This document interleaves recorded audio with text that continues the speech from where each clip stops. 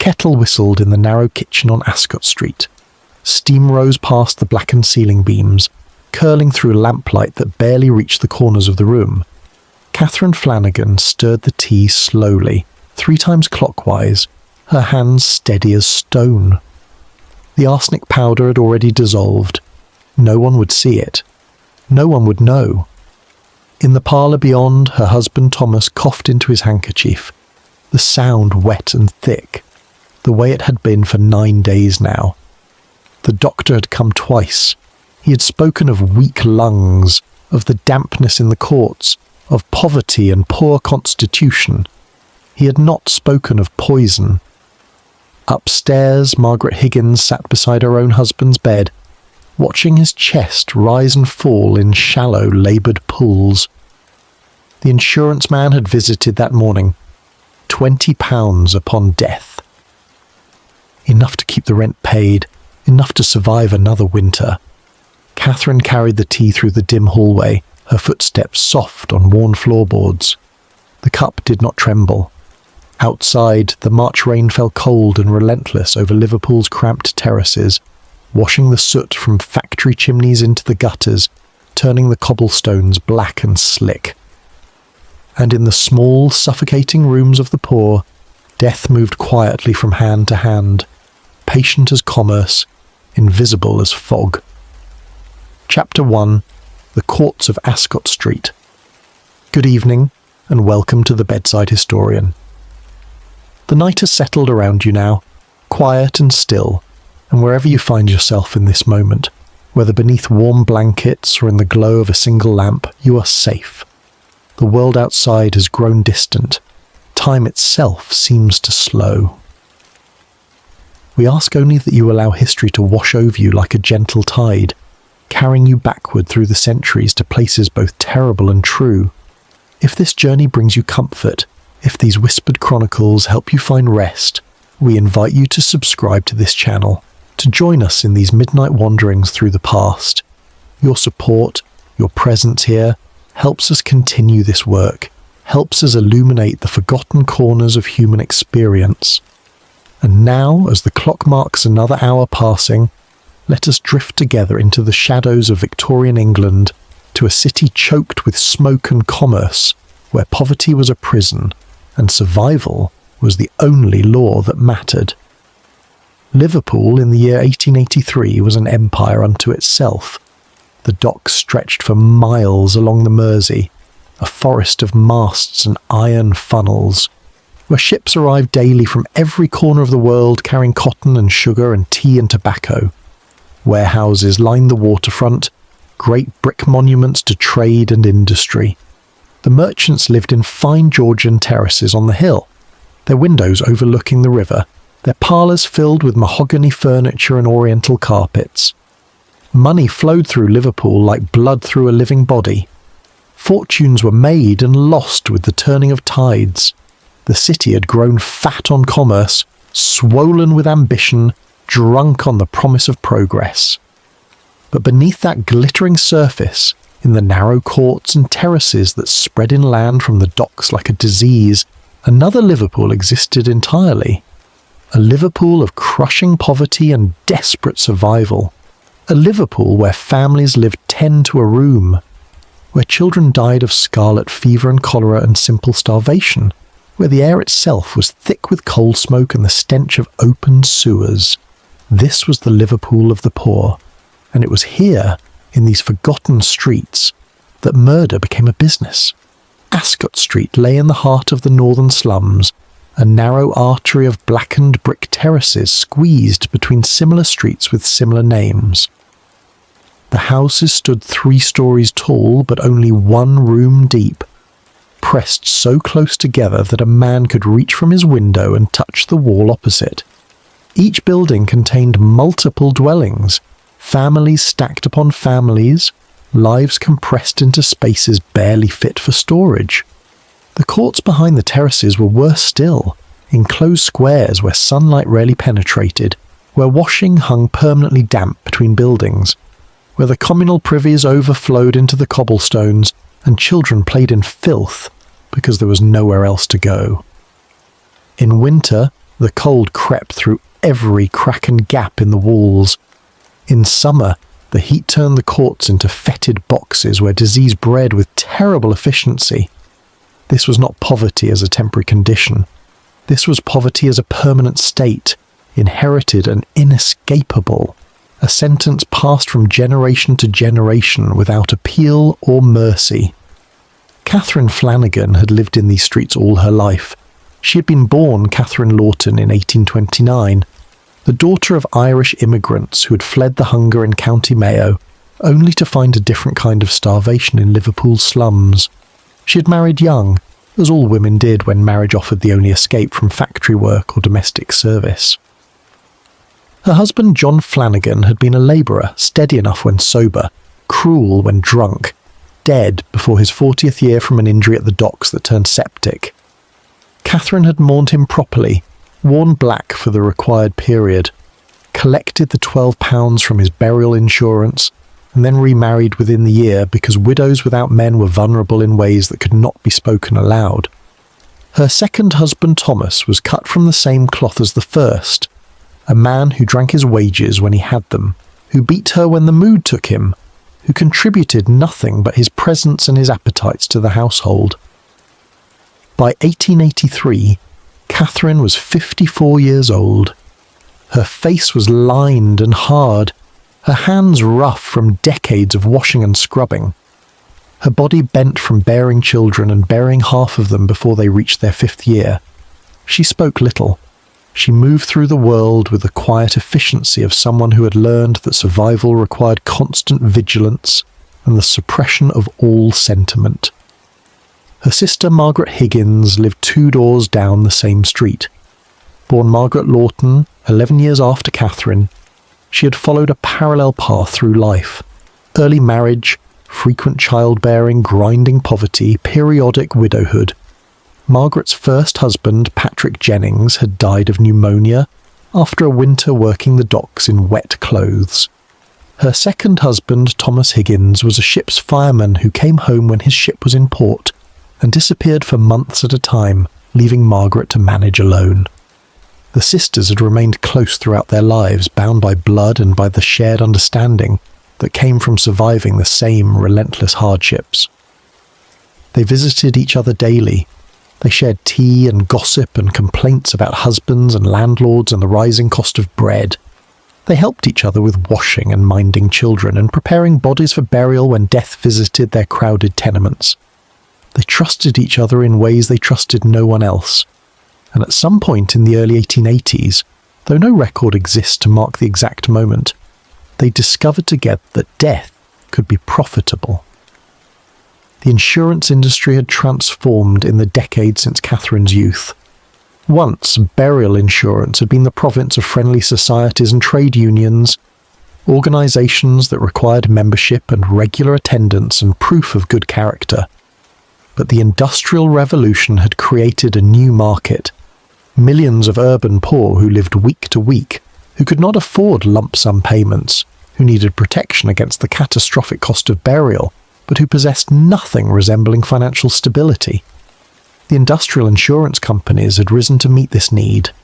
Companies like the Prudential and the Pearl and the Royal Liver sent armies of agents into the slums, knocking on doors, collecting premiums penny by penny, insuring every member of every family for whatever small amounts the poor could afford.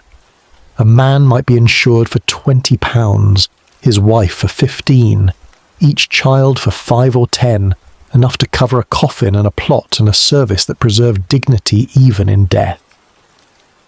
The agents came weekly to collect the premiums, 3p here, 6p there, amounts so small they seemed painless, but which accumulated over years into significant sums, and because the poor died frequently, from disease, from accident, from the simple wearing down of bodies forced to labour too hard for too long, the companies made fortunes from their suffering. But the system contained a flaw. The poor could insure anyone they wished. A wife could insure her husband, a mother could insure her children, a sister could insure a brother. There were no medical examinations, no questions about health or history, no investigations into whether the insured party even knew they were covered. The insurance companies wanted volume. They wanted to sign up entire neighbourhoods, to collect thousands of tiny premiums that together formed rivers of profit. They did not want obstacles. They did not want bureaucracy. They wanted the poor to feel protected, to believe that they were participating in something respectable and modern and safe. And so the system remained loose, trusting, built on the assumption that no one would deliberately kill for such small sums. £20 was a fortune to a woman living on Ascot Street, but surely not enough to inspire murder.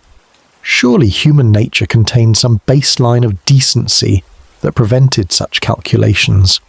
The insurance companies were wrong. Arsenic was everywhere in Victorian England. It was used to colour wallpaper, to preserve taxidermy specimens, to treat wood against rot, to kill rats in warehouses and gardens. It was sold freely in chemist shops and general stores, available to anyone who asked for it, requiring no licence or permit or explanation. A woman could walk into any pharmacy in Liverpool and purchase an ounce of white arsenic powder for 3p, the price of a loaf of bread. The chemist might ask what it was for. The customer might say rats, or vermin in the cellar, or fly paper to be soaked for cosmetic use. The chemist would wrap the powder in paper, perhaps add a splash of soot or indigo dye as a crude safeguard, and hand it over without recording the transaction in any ledger. There were no controls, no tracking systems, no mechanisms to prevent someone from buying poison in one shop, then walking 3 streets over and buying more in another. Arsenic flowed through Victorian commerce as freely as sugar or salt. A common household substance that no one thought to restrict because no one imagined the uses to which it might be put. The symptoms of arsenic poisoning mimicked dozens of natural illnesses: stomach pain, vomiting, diarrhea, weakness, burning sensations in the throat and chest. All could be attributed to cholera, or dysentery or food poisoning, or simply the constitution breaking down under the strain of poverty and poor sanitation. A doctor examining an arsenic victim would see nothing unusual. The Victorians did not yet understand toxicology as a science. They had no test for poison in the living body, no way to distinguish between disease and deliberate murder. If a man fell ill after eating tainted food, and then worsened over days despite treatment, and finally died after suffering what appeared to be gastric fever, the doctor would sign a death certificate noting natural causes and move on to his next patient. The body would be washed and dressed and buried within days, as was proper in an era without refrigeration. The earth would close over the evidence, and the widow would present her insurance policy to the agent, receive her payment, and resume her life with £20 more than she had possessed before her husband sickened. Catherine Flannagan and Margaret Higgins understood all of this. They were not educated women. Neither could read more than simple words or write more than their names. But they possessed the practical intelligence of survivors, the cunning that poverty breeds in those who live close to the edge of catastrophe. They had watched their neighbours die for decades.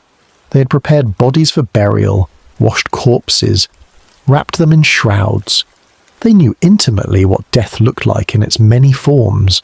They knew which symptoms raised suspicion and which passed as normal.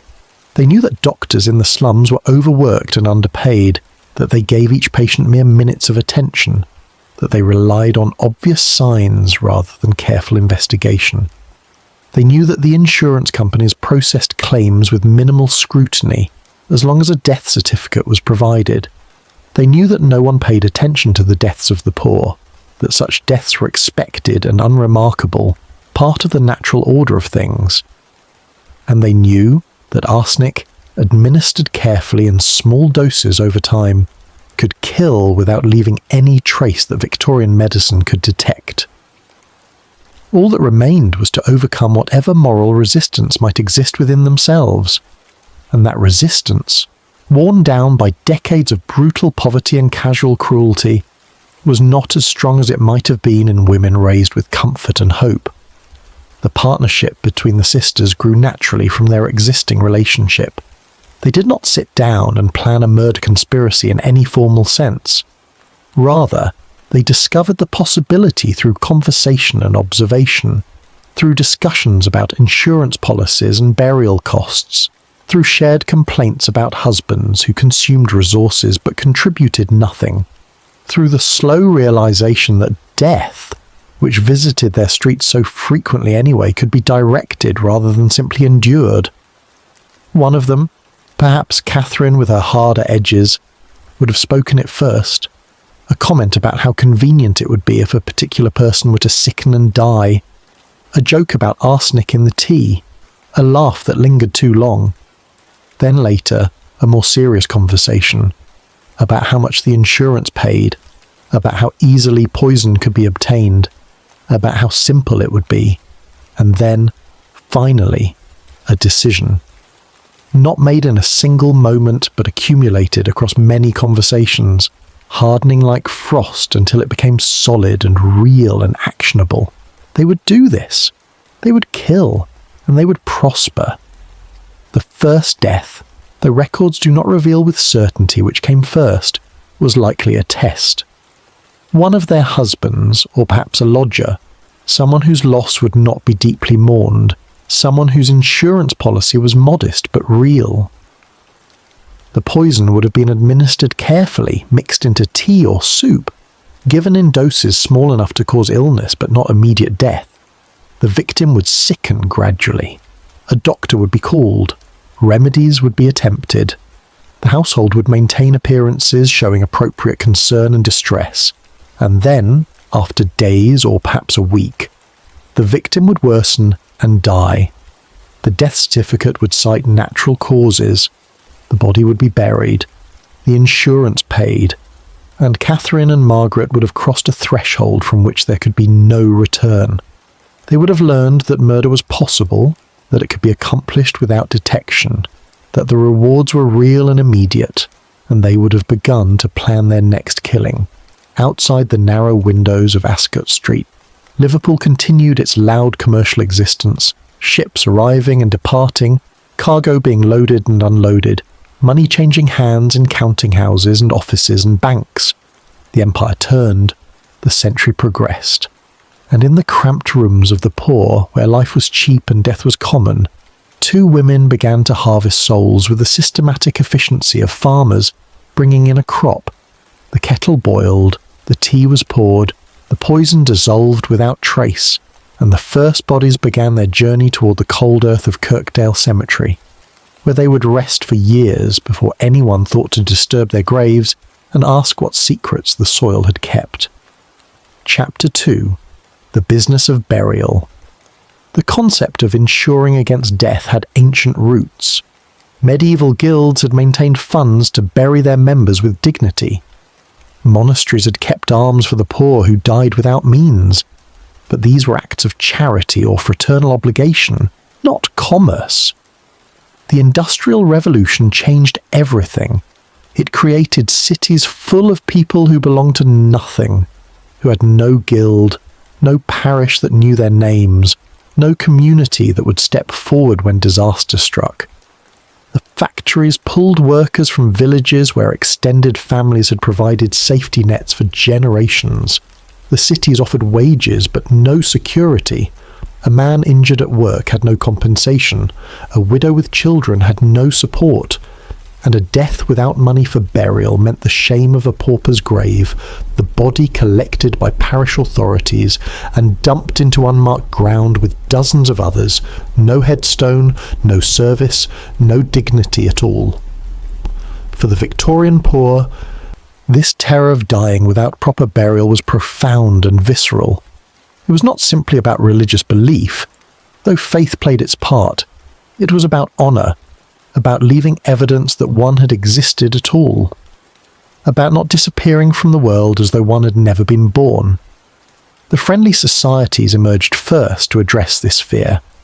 Organisations like the Oddfellows and the Foresters required members to attend meetings, to participate in rituals and ceremonies, to prove themselves respectable and reliable. In exchange, the society would pay death benefits from pooled funds, ensuring that every member received a proper funeral. But these societies had standards. They excluded the very poor, the unskilled, the casual labourers who drank or fought, or failed to maintain steady employment. They wanted members who would pay their dues reliably, who would live long enough to contribute more than they claimed, who would uphold the society's reputation for respectability, the rough masses of the industrial slums, the dock workers and factory hands, the laundresses and street sellers, the immigrants and the desperate, found themselves shut out from this security. They lived and died without protection, their bodies handled by parish overseers who showed them no more respect than they would give to dead animals cleared from the streets. The market recognised this gap. The market always did. And the industrial insurance companies arrived to fill it with remarkable speed. The Prudential Assurance Company led the way. Founded in 1848, it initially served the middle classes with traditional life insurance. But in 1854, the company's directors made a radical decision. They would offer insurance to the working poor, sold door to door, with premiums collected weekly in amounts so small that even the destitute could afford them. Other companies followed quickly. The Pearl, the Refuge, the Royal Liver, the Liverpool Victoria all recognised the enormous potential market among Britain's millions of urban poor. By the 1880s, industrial insurance had become a vast industry. Tens of thousands of agents walked the slums collecting premiums. Millions of policies were in force. The companies built palatial headquarters and paid generous dividends to shareholders. They presented themselves as benefactors of the poor, as organisations that brought security and dignity to those whom society had abandoned. Their advertising portrayed grateful widows receiving claim payments, children saved from the workhouse, families preserved from destitution. The reality was more complex. The companies made their fortunes from the premiums paid by people who could barely afford bread. They counted on high lapse rates, policies abandoned when families could no longer pay, which meant decades of premiums collected with no death benefit ever paid. They minimised claim payments through bureaucratic obstacles and technical exclusions. But they did provide something real. They did ensure that the poor could bury their dead with dignity.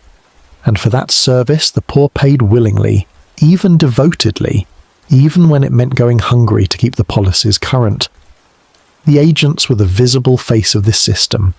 They were working-class men themselves, usually, recruited from the neighbourhoods they served because they understood the rhythms of slum life, because they could navigate the courts and terraces without fear, because they knew which doors to knock on Monday mornings when wages had just been paid, and which to avoid on Friday nights when the pubs had emptied and violence filled the streets.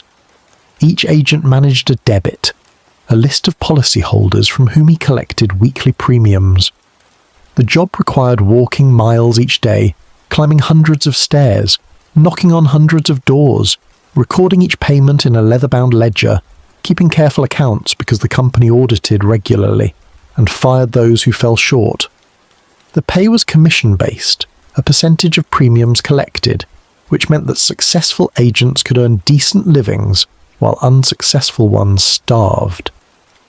The position offered working-class men something rare: the opportunity to wear a suit, to carry a ledger, to be addressed with respect, to participate in the world of commerce and paperwork rather than physical labour. They took pride in their work. They developed relationships with their policyholders, attending weddings and funerals, offering advice on which policies to purchase, sometimes extending credit when families fell behind on premiums. They were salesmen and social workers and record keepers all at once, intimately involved in the financial lives of the poor.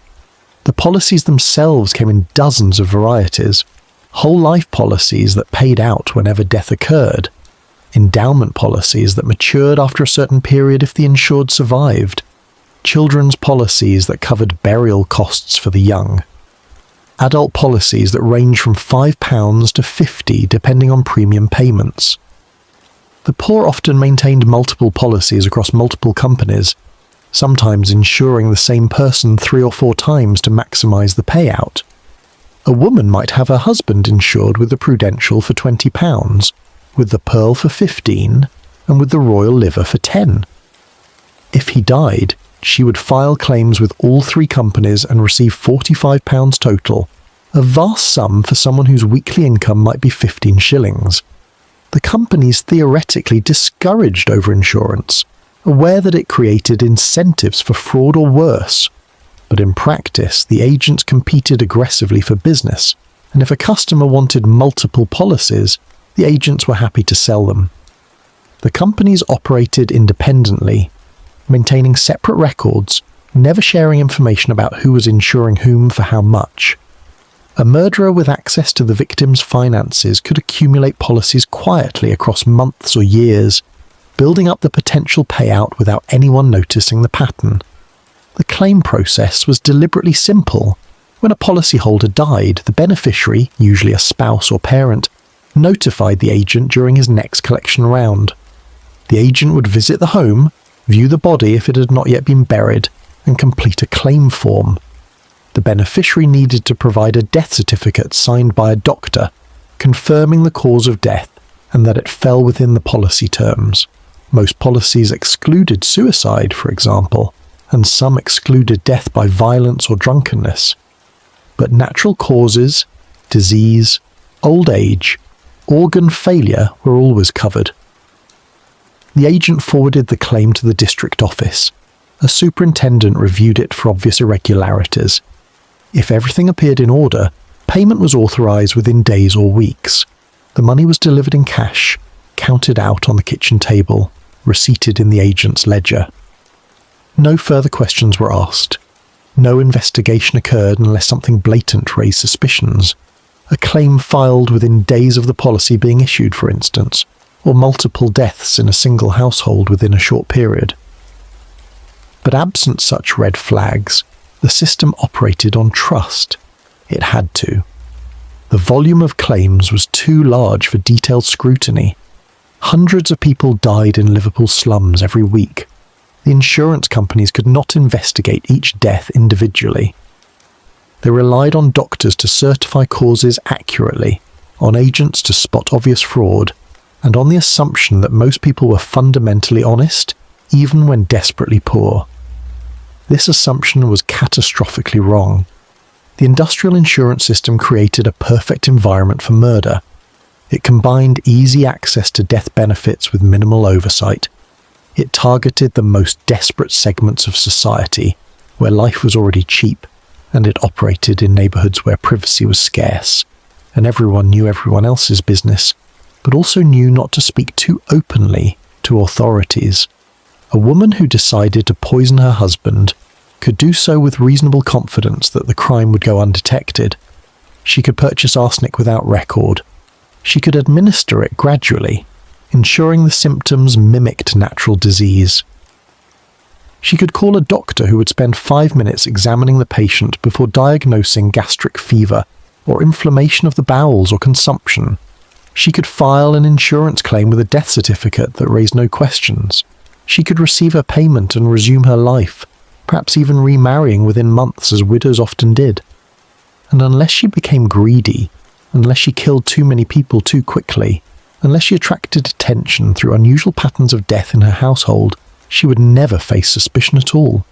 The system protected murderers as efficiently as it protected the honest poor. It was democratic in that way. It asked no questions of anyone. The doctors were the weakest link in this chain, though they bore no individual blame for their failures. The physicians who served Liverpool's slums were overworked and underpaid, managing patient loads that would have been impossible for 10 men working together. They saw dozens of patients daily, usually in brief home visits that lasted minutes. They lacked diagnostic tools beyond visual examination and patient history. They had no understanding of germ theory, no knowledge of toxicology, no ability to distinguish between disease and poisoning in most cases. They relied on symptoms and their general experience to make diagnoses. A man vomiting and complaining of stomach pain was assumed to have eaten something tainted, or to be suffering from cholera or dysentery, both common in the slums. If the symptoms persisted despite treatment, the doctor might revise his diagnosis to gastric fever or inflammation. If the patient died, the death certificate would reflect whatever seemed most plausible based on the symptoms observed. Arsenic poisoning was rarely considered because poisoning was assumed to be rare, something that happened in sensational murder cases involving middle-class families and inheritance disputes, not in the daily grinding poverty of places like Ascot Street. The poor themselves often avoided doctors until death was imminent. Medical care cost money that few could spare. Many relied on home remedies, on traditional cures passed down through generations, on patent medicines purchased from travelling salesmen or corner shops. When they finally called a doctor, it was usually because the situation had become desperate, because the patient was clearly dying, because they needed an official authority to certify what everyone could already see. The doctor would arrive, examine the patient briefly, perhaps prescribe something useless, and depart. If the patient died that night or the next day, the doctor would return to sign the death certificate, spending perhaps 2 minutes confirming that death had occurred and recording his best guess as to the cause. He would not investigate. He would not question the family about what the patient had eaten or drunk. He would not examine the household for signs of foul play. He would simply fulfill his legal obligation, collect his fee, and move on to the next urgent summons from another desperate family. The system worked because everyone involved, doctors, agents, families, officials, accepted death as normal and unremarkable in these neighbourhoods. People died constantly. Their deaths required paperwork but not scrutiny. The insurance companies eventually recognised that they had a problem. By the late 1870s, some companies began noticing unusual patterns. Certain addresses generated multiple claims within short periods. Certain women seemed to experience a remarkable number of deaths among their family members and lodgers. But the companies were reluctant to investigate too aggressively. They feared adverse publicity. They feared being accused of denying legitimate claims to the deserving poor. They feared that too much scrutiny would discourage customers from purchasing policies in the first place. And truthfully, the fraudulent and murderous claims remained a tiny percentage of the total volume. The companies were making enormous profits. A few bad payouts did not threaten their bottom lines. It was easier to absorb occasional losses than to overhaul their entire operational model. So the system continued essentially unchanged. Agents collected premiums, doctors signed certificates, claims were paid, and in the dark spaces between these routine transactions, murder flourished quietly, unnoticed, protected by bureaucratic indifference and the simple truth that no one cared very much when poor people died. Catherine Flannagan and Margaret Higgins understood this system intimately. They had paid premiums for years. They had filed claims when family members died naturally. They had watched the agents visit weekly, ledgers in hand, always willing to sell another policy, always happy to increase coverage. They had seen how simple it was, how mechanical, how no one ever questioned anything unless you made it obvious. They had learned that the insurance companies wanted to pay claims, that refusing claims created problems and complaints and potential legal challenges that cost more than simply paying out. They had learned that death certificates were accepted at face value, that no one verified anything, that a doctor's signature was sufficient authorization, regardless of whether the doctor had actually understood what killed the patient. And they had learned that you could insure the same person multiple times, spreading the policies across different companies, building up a fortune from overlapping coverage. All this knowledge accumulated in their minds like water filling a reservoir, until finally the dam broke and they decided to act on what they knew. The business of burial, which had been designed to provide dignity and security to the poor, became for them a business of murder, and for years, no one noticed at all. Chapter 3. The Sisterhood. Catherine Flannagan was the dominant personality in the partnership, though Margaret Higgins was no passive accomplice. Catherine possessed a coldness that bordered on the pathological, an ability to plan and execute violence without apparent emotional response. Neighbours who knew her described a woman who never smiled, who spoke in clipped sentences, who moved through the world with mechanical efficiency. She showed no warmth toward her children, no affection toward her husbands, no particular attachment to anyone except her sister. When she buried family members, she wore black and maintained proper form, but her eyes remained dry, her expression unchanging. Some attributed this hardness to the life she had lived, to the accumulated trauma of bearing 9 children and burying 5, to decades of marriage to violent men, to the grinding poverty that wore away everything soft and human until only survival instinct remained. Others whispered that Catherine had always been different, even as a girl, that something essential was missing from her character, some capacity for empathy that most people possessed but she did not. In the language of later generations, she might have been called a sociopath. The Victorians had no such term. They simply recognised her as cold and avoided her when possible, and tried not to be alone with her in rooms with closed doors. Margaret was different. She laughed occasionally. She showed kindness to her children when they were small. She gossiped with other women at the communal water pump. She attended church irregularly, but without the hostility Catherine showed toward religion. Where Catherine was granite, Margaret was clay, harder than she appeared, capable of terrible things when necessity demanded, but still retaining some capacity for ordinary human emotion. The relationship between the sisters was complex. Margaret deferred to Catherine in most matters, following her lead, accepting her judgments, rarely contradicting her. But this deference was not weakness. It was pragmatic recognition that Catherine possessed the will and intelligence to navigate their criminal enterprise successfully. Margaret understood her own limitations. She knew she lacked Catherine's coldness, that she might hesitate at crucial moments, that she needed her sister's strength to do what survival required. Together they formed a functional unit. Catherine planned, Margaret assisted. Catherine administered the poison. Margaret maintained appearances. Catherine handled the insurance agents. Margaret managed the household. They complemented each other perfectly, each supplying what the other lacked, bound together by blood and by complicity in acts that could never be undone or confessed. The precise moment when they decided to become murderers cannot be known.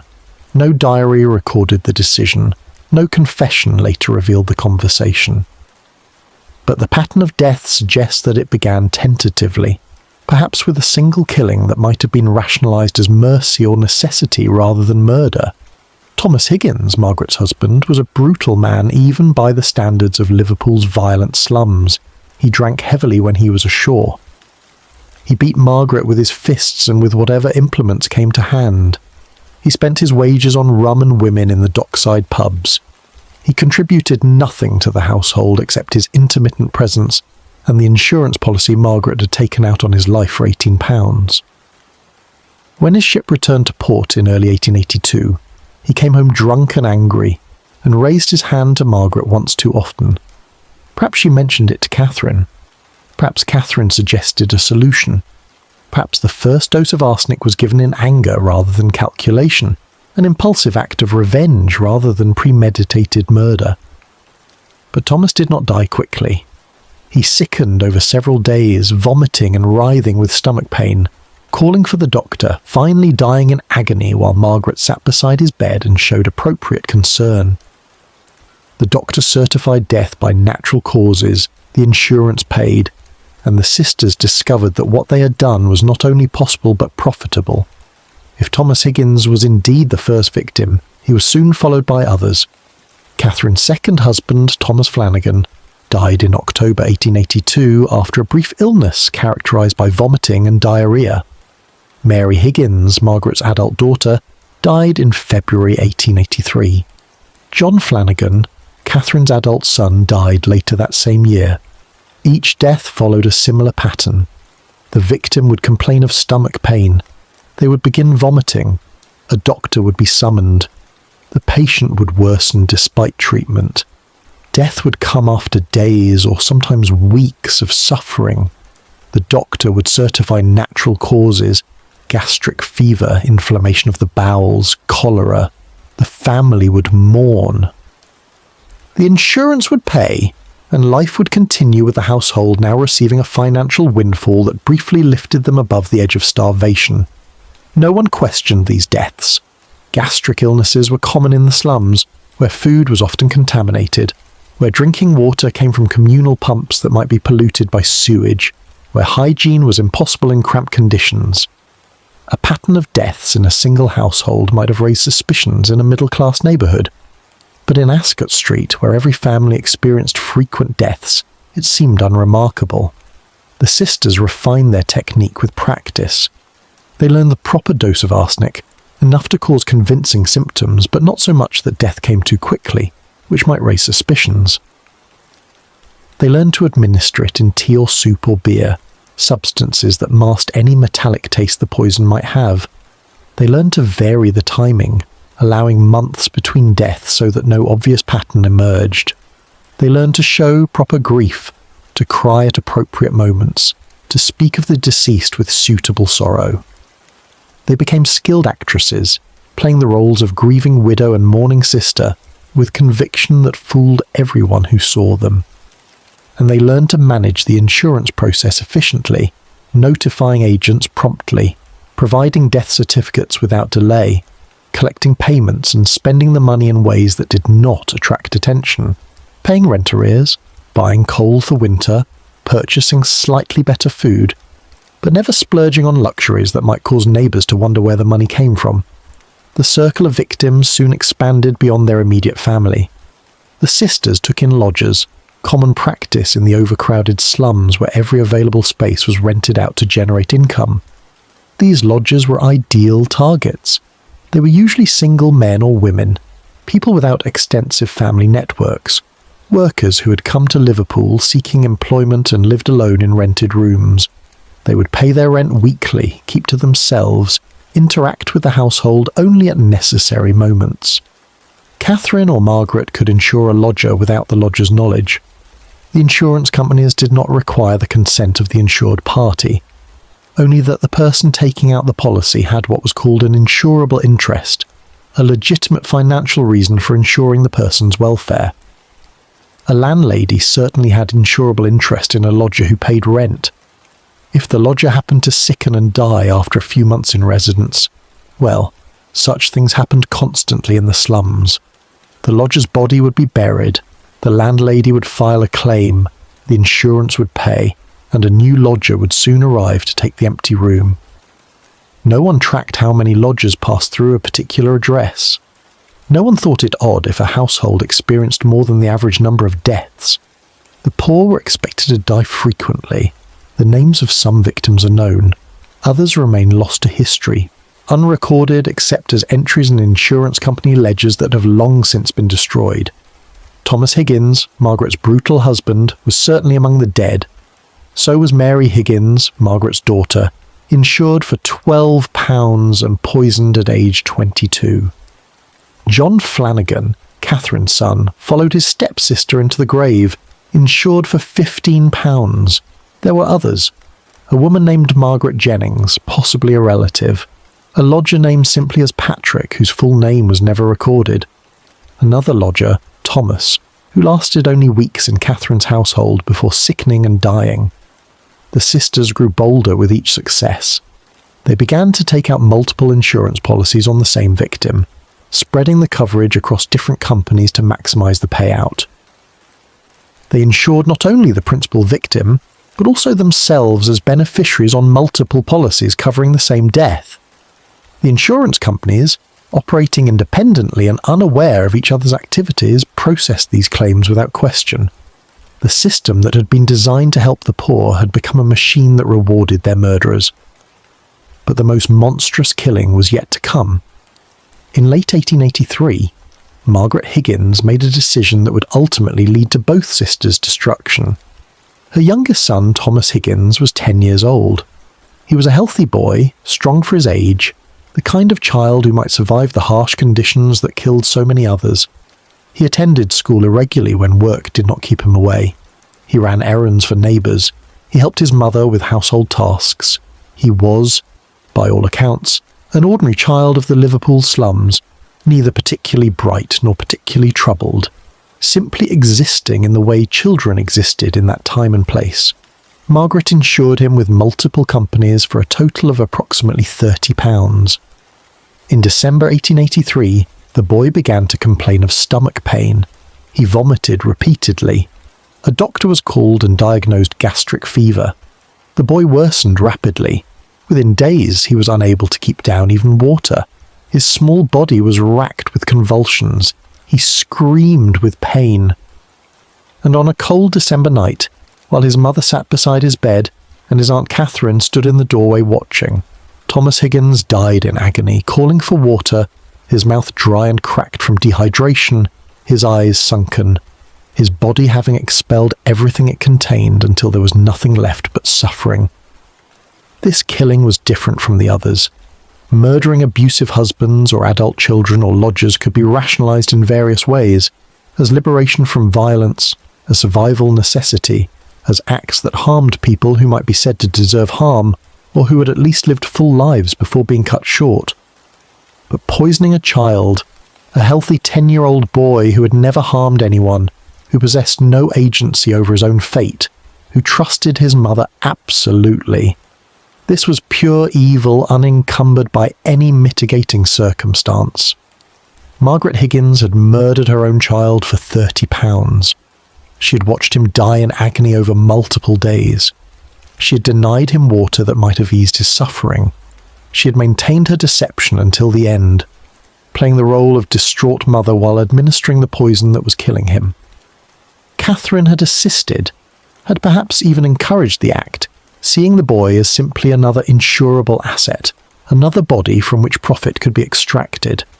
Together they had crossed a boundary that separated even most criminals from the truly monstrous.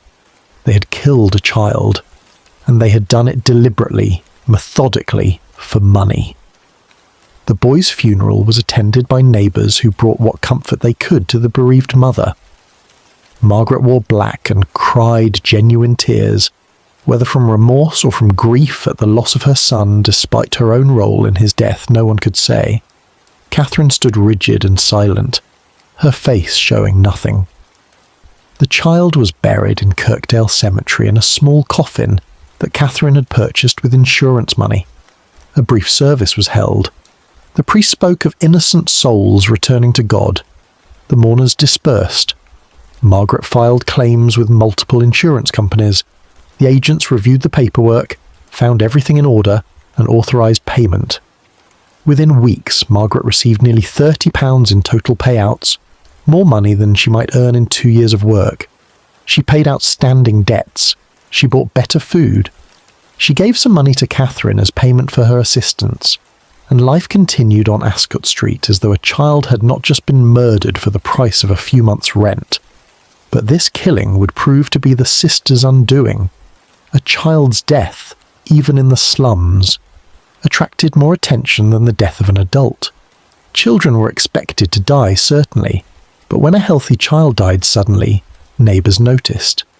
When that child's mother seemed to recover from grief with remarkable speed, when she suddenly had money to spend, when she showed no particular emotion beyond the minimum required by propriety, these things were observed and discussed.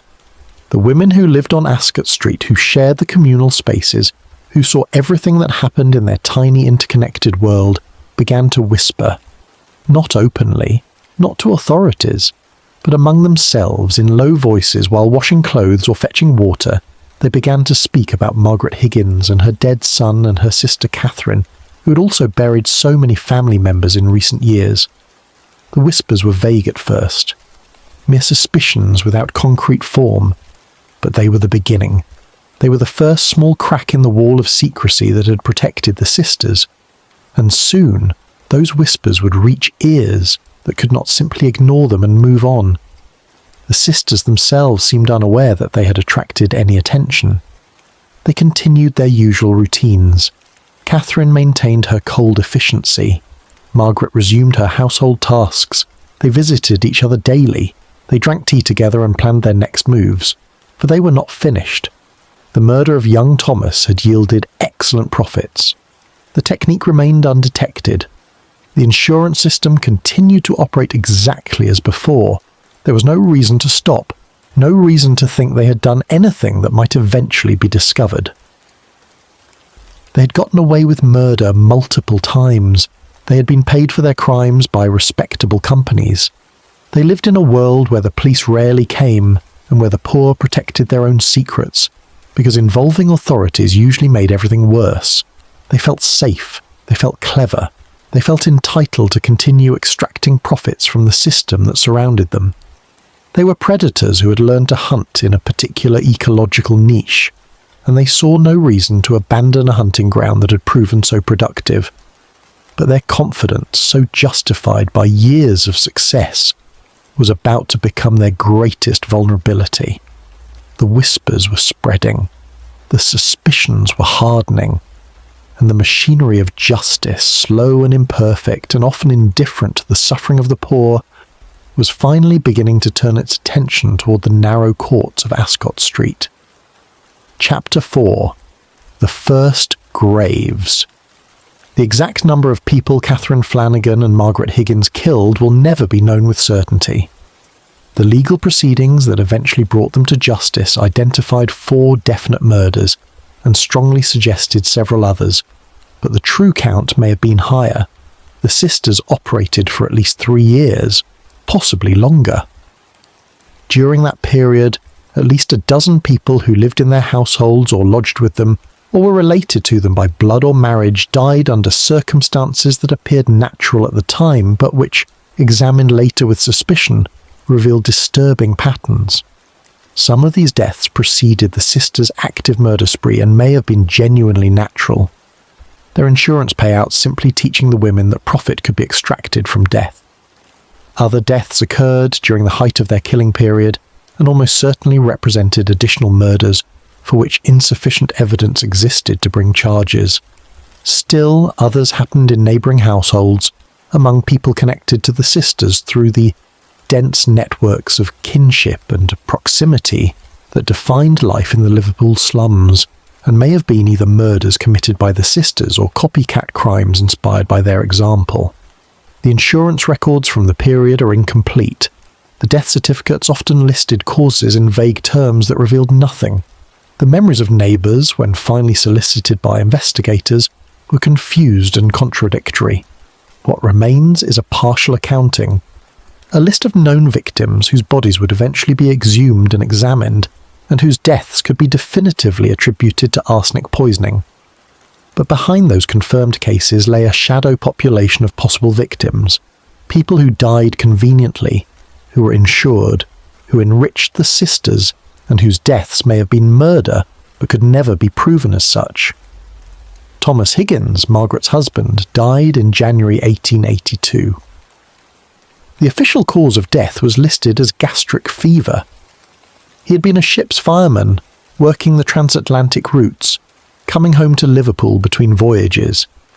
He was 44 years old and, by all accounts, constitutionally sound despite a lifetime of hard labour and heavy drinking. His death came suddenly after he returned from a voyage in early January. He complained of stomach pain. He vomited repeatedly. A local doctor named James Whitford attended him and prescribed remedies that had no effect. Thomas worsened over 4 days. His skin took on a greyish pallor. His breathing became laboured. He lost the ability to keep down even water. He died on January 6th, calling for rum, his body convulsing, his mind confused. Dr. Whitford certified death by gastric fever, a diagnosis that fit the symptoms and raised no particular concerns. Gastric fever was a catch-all term for various intestinal ailments that killed frequently in the slums. No one questioned it. Margaret buried her husband with appropriate ceremony, wearing black for the requisite period, maintaining the forms of widowhood. She filed a claim with the Prudential for £18. The claim was paid within 2 weeks.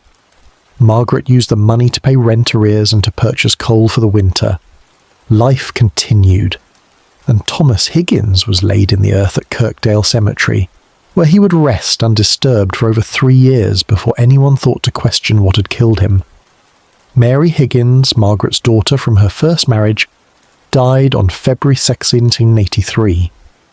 She was 22 years old, unmarried, living with her mother and helping to manage the household. She had been in good health throughout her life. showing none of the weakness or chronic illness that carried off so many young women in that era. Her death came without warning. She complained of feeling unwell after dinner one evening. By morning she was vomiting violently. Dr. Whitford was summoned and found her in severe distress, unable to keep down food or water, complaining of burning sensations in her stomach and throat. He diagnosed inflammation of the bowels and prescribed bismuth and laudanum. Mary worsened throughout the day. By evening she was delirious. She died shortly after midnight, her mother and her Aunt Catherine both present in the room. Dr. Whitford certified death by inflammation of the bowels. The funeral was held within 3 days, as was customary before bodies could be preserved. Mary was buried in a modest plot near her stepfather. Margaret filed insurance claims with 2 companies, the Prudential for £12 and the Pearl for 10. Both claims were paid without question. Margaret showed appropriate grief, weeping at the funeral, accepting condolences from neighbours, speaking of her daughter in sorrowful tones. No one suspected anything irregular. Young women died frequently from sudden illnesses. Mary's death was tragic but not unusual. The insurance payments provided some financial cushion during the period of mourning, and the earth closed over another body that contained evidence that would not be discovered until circumstances forced investigators to disturb the grave. John Flannagan, Catherine's adult son from her first marriage, died on October 3rd, 1883. He was 26 years old, a labourer like his father, earning irregular wages at the docks and in warehouses. He lived with his mother and his stepfather Thomas in the house on Ascot Street. He had been healthy until September, when he began complaining of persistent stomach pain. Catherine called Dr. Whitford, who examined John and could find no obvious cause for his distress. The doctor prescribed various remedies and told Catherine to call him back if the symptoms worsened. They did. John began vomiting. He developed severe diarrhoea. He lost weight rapidly. Dr. Whitford visited again and revised his diagnosis to dysentery, a common ailment in the unsanitary conditions of the slums. He prescribed chalk mixture and opium, standard treatments for intestinal distress. John continued to decline. Catherine nursed him with apparent devotion, bringing him tea and broth, sitting beside his bed, calling the doctor repeatedly. John died after 2 weeks of illness, his body wasted, his mind occasionally confused, his final hours marked by convulsions that Dr. Whitford attributed to the severity of his dysentery. The death certificate cited dysentery as the cause. Catherine buried her son with money borrowed from a neighbour, then filed insurance claims totalling £15. The claims were paid. Catherine repaid her debt and used the remainder to make repairs to her house. She showed little emotion at the funeral, but neighbours attributed this to her naturally cold temperament, rather than to any sinister cause. John Flannagan was buried near his half-sister Mary, and the cemetery at Kirkdale began to fill with bodies connected to 2 sisters who attended more funerals than seemed quite normal, even by the grim standards of their neighbourhood. The death that would eventually break the case open occurred in December 1883. Young Thomas Higgins, Margaret's 10-year-old son, was the victim whose death would finally seem suspicious enough to prompt action. The boy had been healthy and energetic until early December. Then he began to complain of stomach pain. Margaret initially dismissed it as simple indigestion, but Thomas worsened. He vomited repeatedly. He could not eat. Dr. Whitford examined him and diagnosed gastric fever, the same diagnosis he had given for several previous deaths in the Higgins and Flannagan households. He prescribed bland foods and rest. The boy continued to deteriorate. His vomiting became constant. He developed severe diarrhoea. He complained of burning pain in his throat and stomach.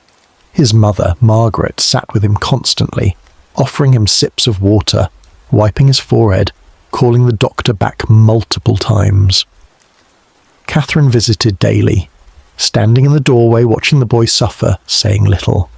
Thomas died on December 12th after 10 days of agony. Dr. Whitford was present at the end. He certified death by gastric fever. The funeral was held 2 days later. Margaret wept appropriately. Neighbours brought food and condolences. Catherine helped organise the service.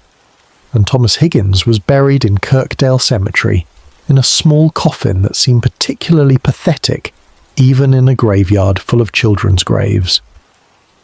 But this death was different from the others.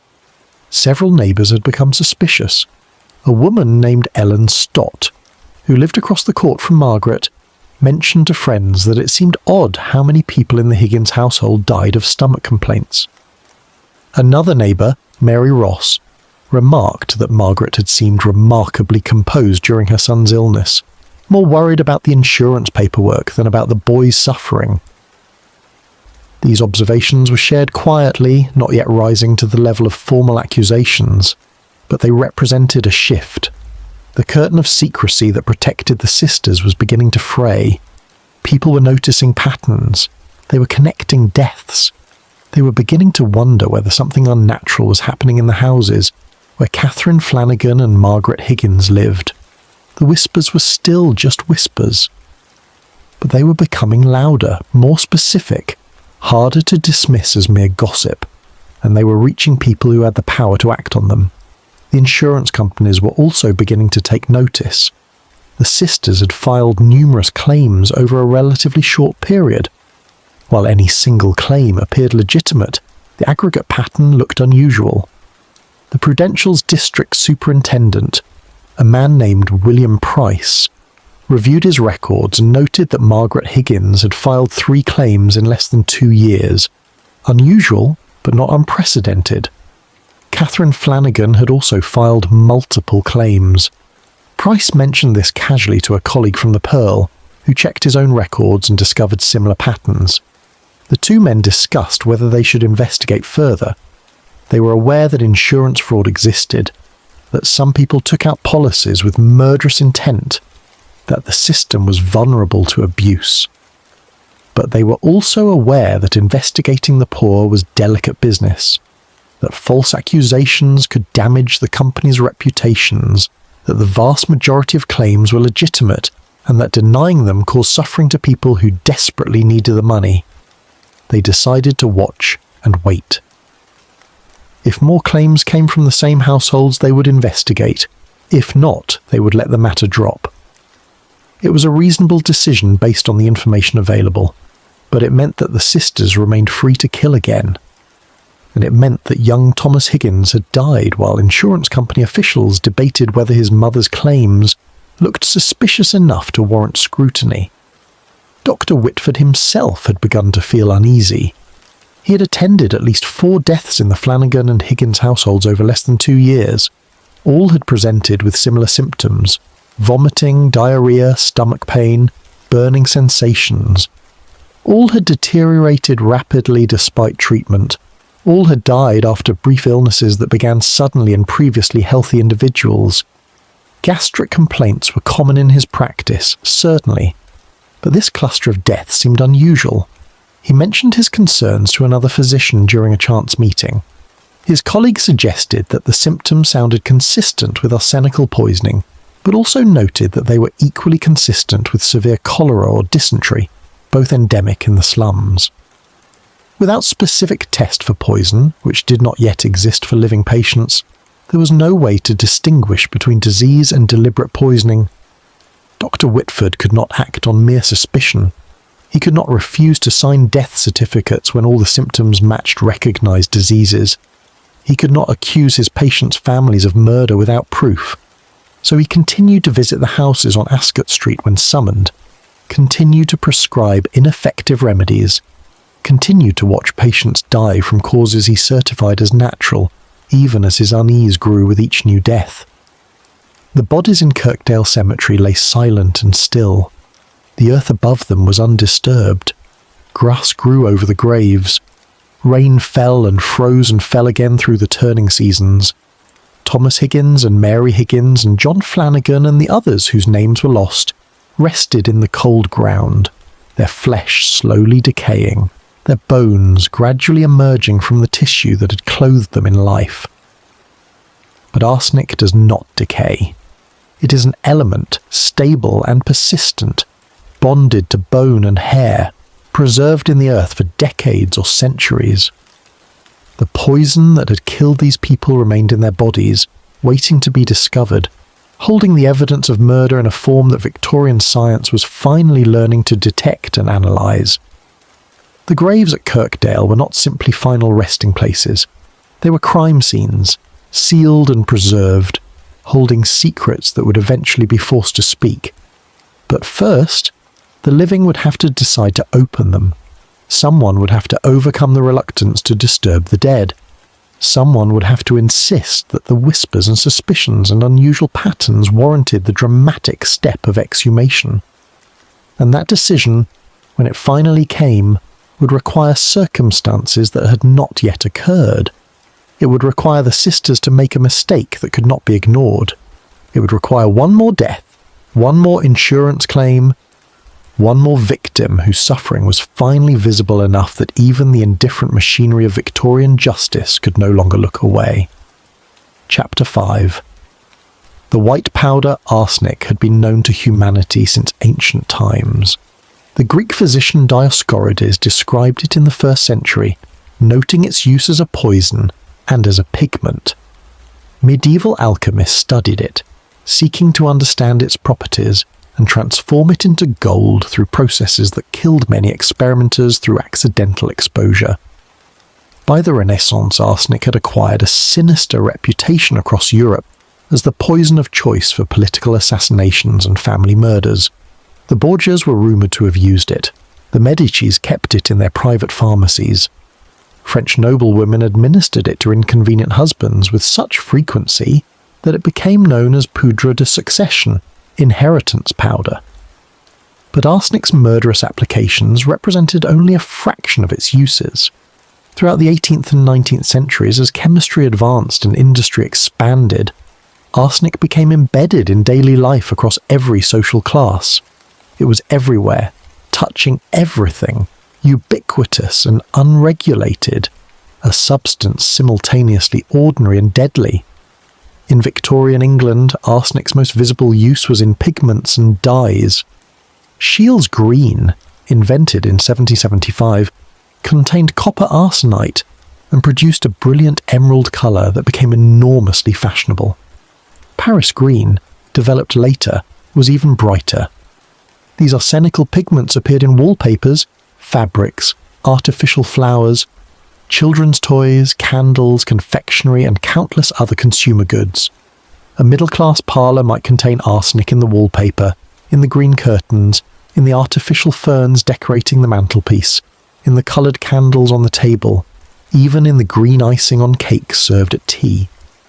When these items decayed or were disturbed, they released arsenic dust into the air. Numerous deaths occurred from such chronic low-level exposure, particularly among children who played on carpets beneath arsenical wallpapers. The medical establishment gradually recognised the danger, but manufacturers resisted regulation, and consumers loved the vivid greens that arsenic provided. The pigments remained in use throughout the Victorian era, despite mounting evidence of their toxicity. Arsenic also served agricultural and industrial purposes. Farmers used it to poison rats and mice that infested grain stores. Paris green was sprayed on potato plants to kill beetles. Arsenical compounds treated wood against rotten insects, making them essential for shipbuilding and construction. Taxidermists used arsenic to preserve animal skins. Undertakers sometimes used arsenical compounds in embalming fluids, though this practice was not widespread in England. Glassmakers added arsenic to molten glass to remove bubbles and improve clarity. Metalworkers used it in various alloys. The substance flowed through Victorian commerce and industry like blood through a body, essential to dozens of processes, readily available, cheaply produced. And because it had so many legitimate uses, because it was needed in such quantities across so many sectors, it could not be restricted without disrupting entire industries. The economy required arsenic. The fact that it could kill humans was simply an unfortunate side effect of its utility. The form most commonly available for purchase was white arsenic, also called arsenious oxide or arsenic trioxide. It appeared as a white crystalline powder, odourless or with a faint garlic smell, tasteless or with a slight sweetness that was barely detectable when mixed with food or drink. It resembled sugar or flour or baking soda, substances with which it might be easily confused. A single ounce of white arsenic contained multiple fatal doses. It was sold openly in chemist shops, pharmacies, general stores, and by itinerant peddlers. The price was minimal, 3p to 6p per ounce, affordable even to the very poor. In theory, the Arsenic Act of 1851 had imposed some regulations. Sellers were supposed to add colouring agents to make the poison visibly distinctive. They were meant to record sales in a register, noting the purchaser's name and address and intended use. Buyers were supposed to be known to the seller or to bring a witness who could vouch for their identity. But these regulations were widely ignored, especially in working-class neighbourhoods where such formalities seemed unnecessary. A woman could walk into any chemist shop in Liverpool and purchase arsenic by simply saying she needed it for rats. The chemist might add a bit of soot or indigo dye to the powder as required by law.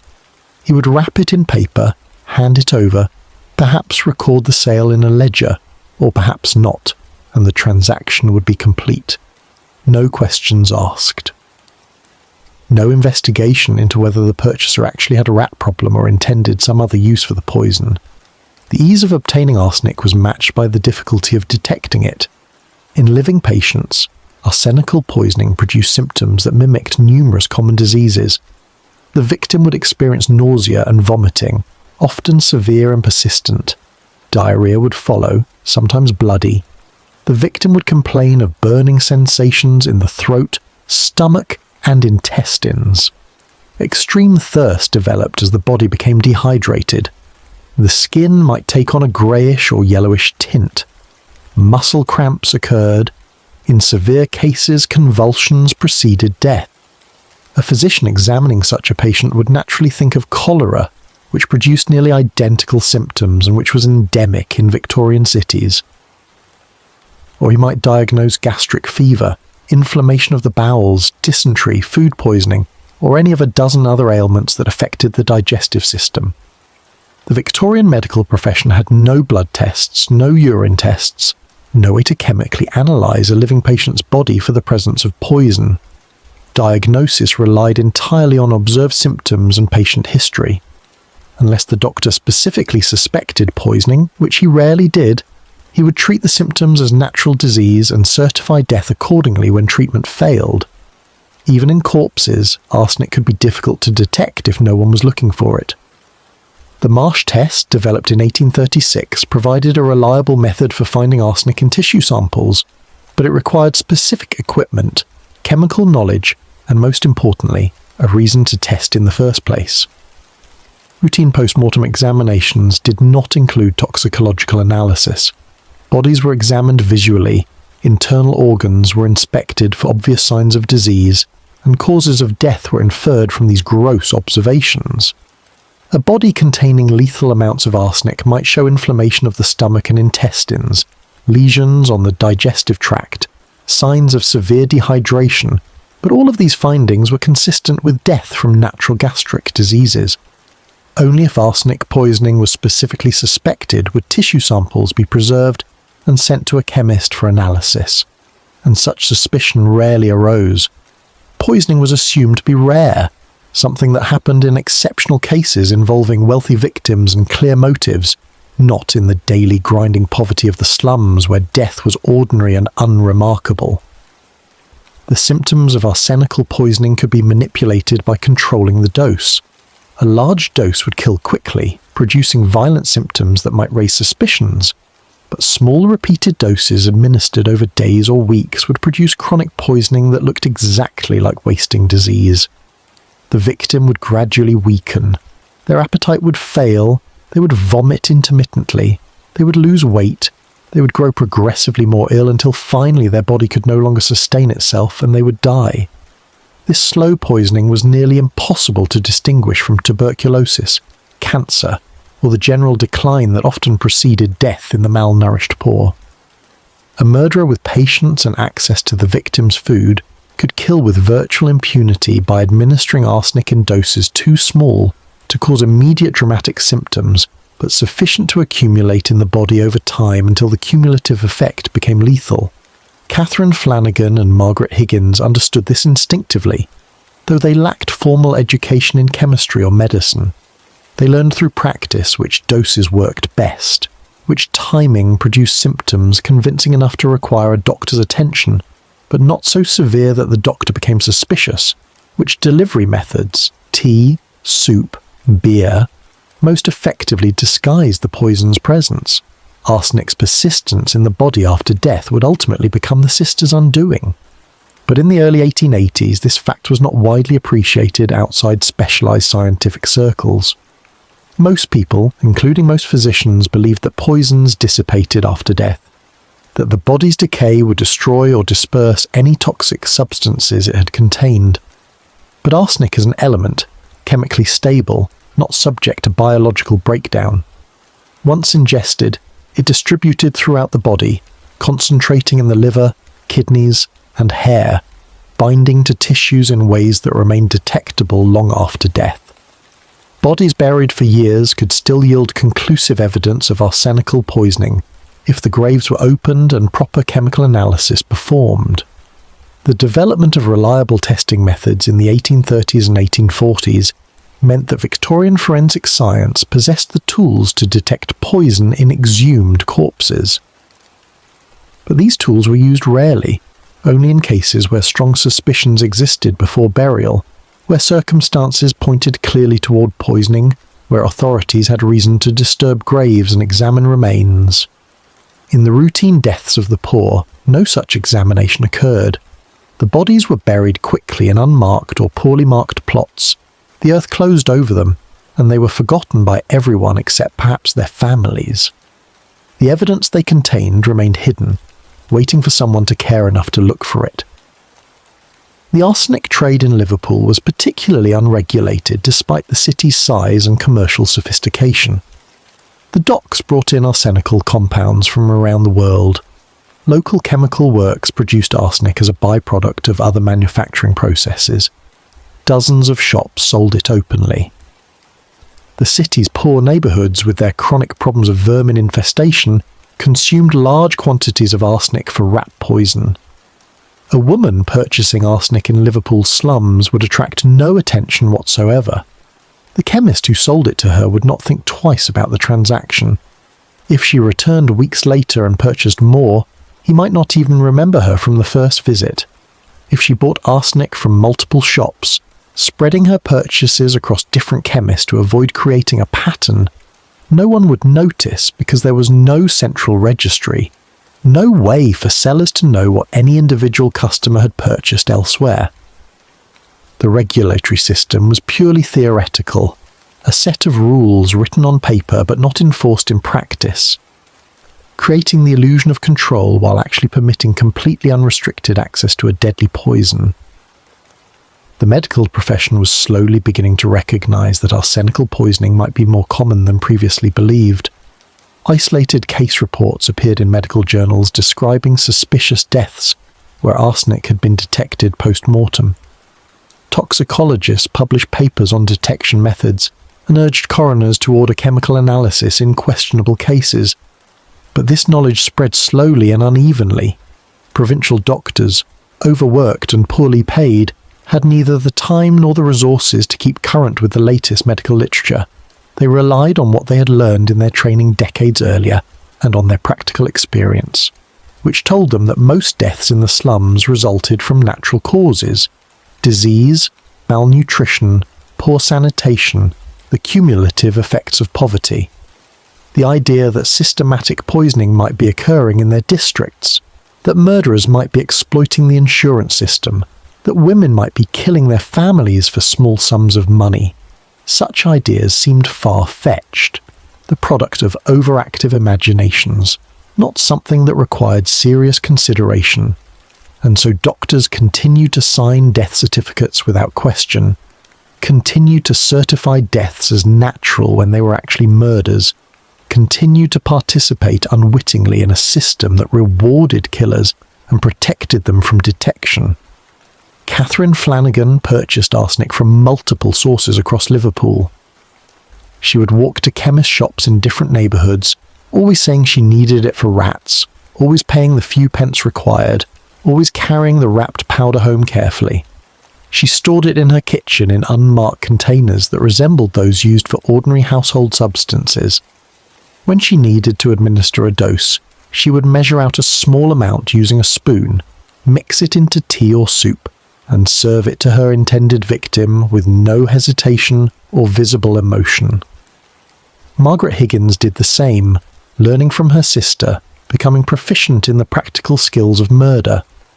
They became experts in their craft, developing techniques that worked reliably, avoiding mistakes that might expose them.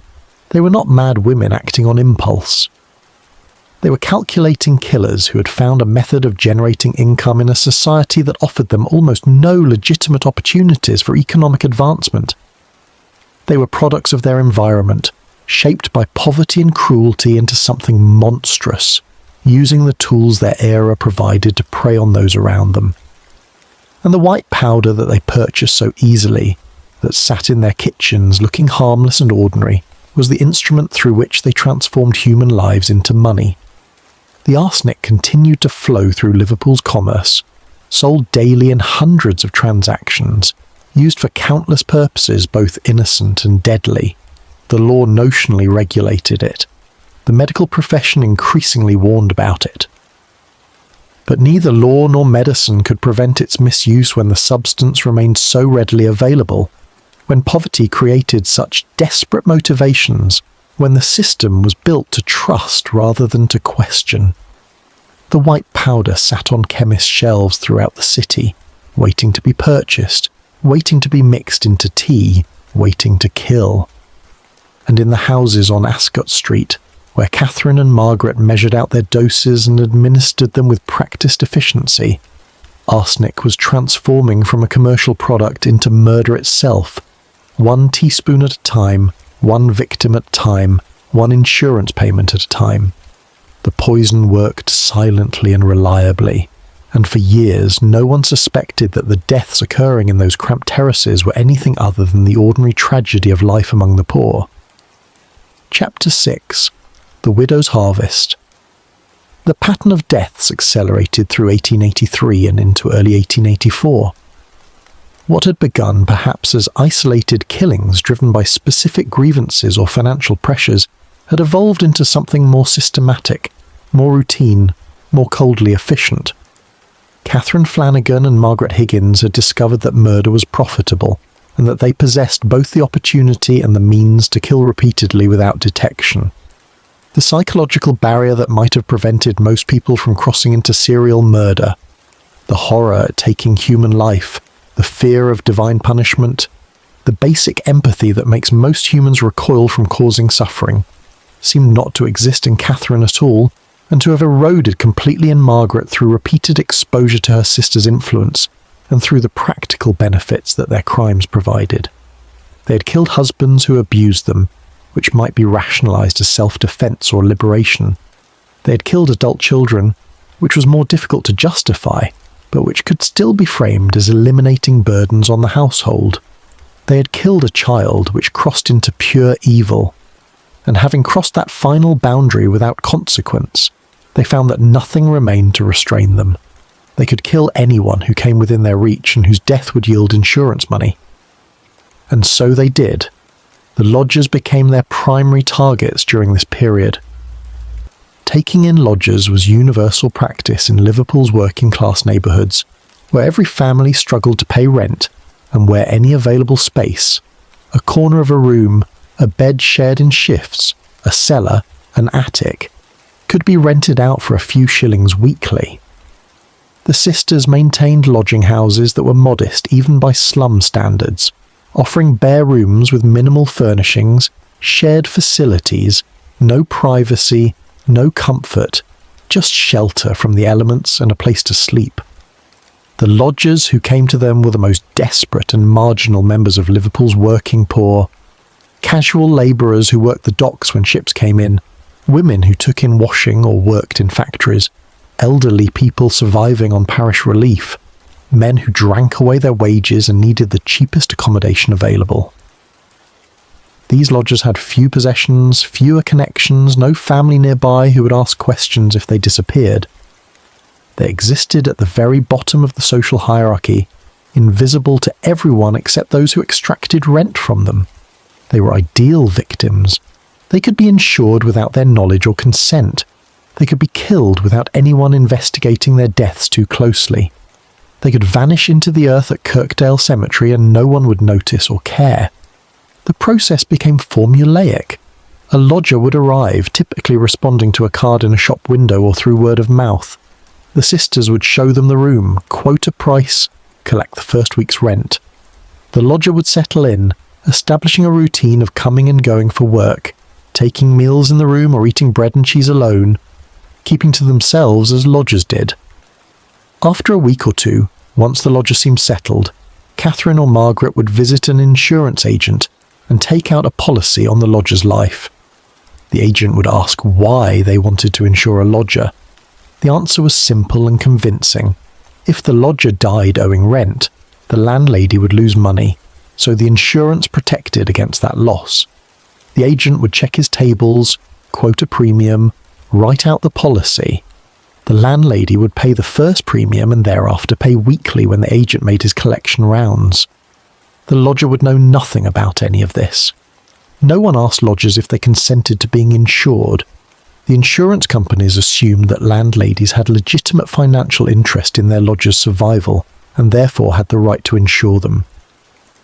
It was a reasonable assumption in most cases. In these cases, it was a death warrant.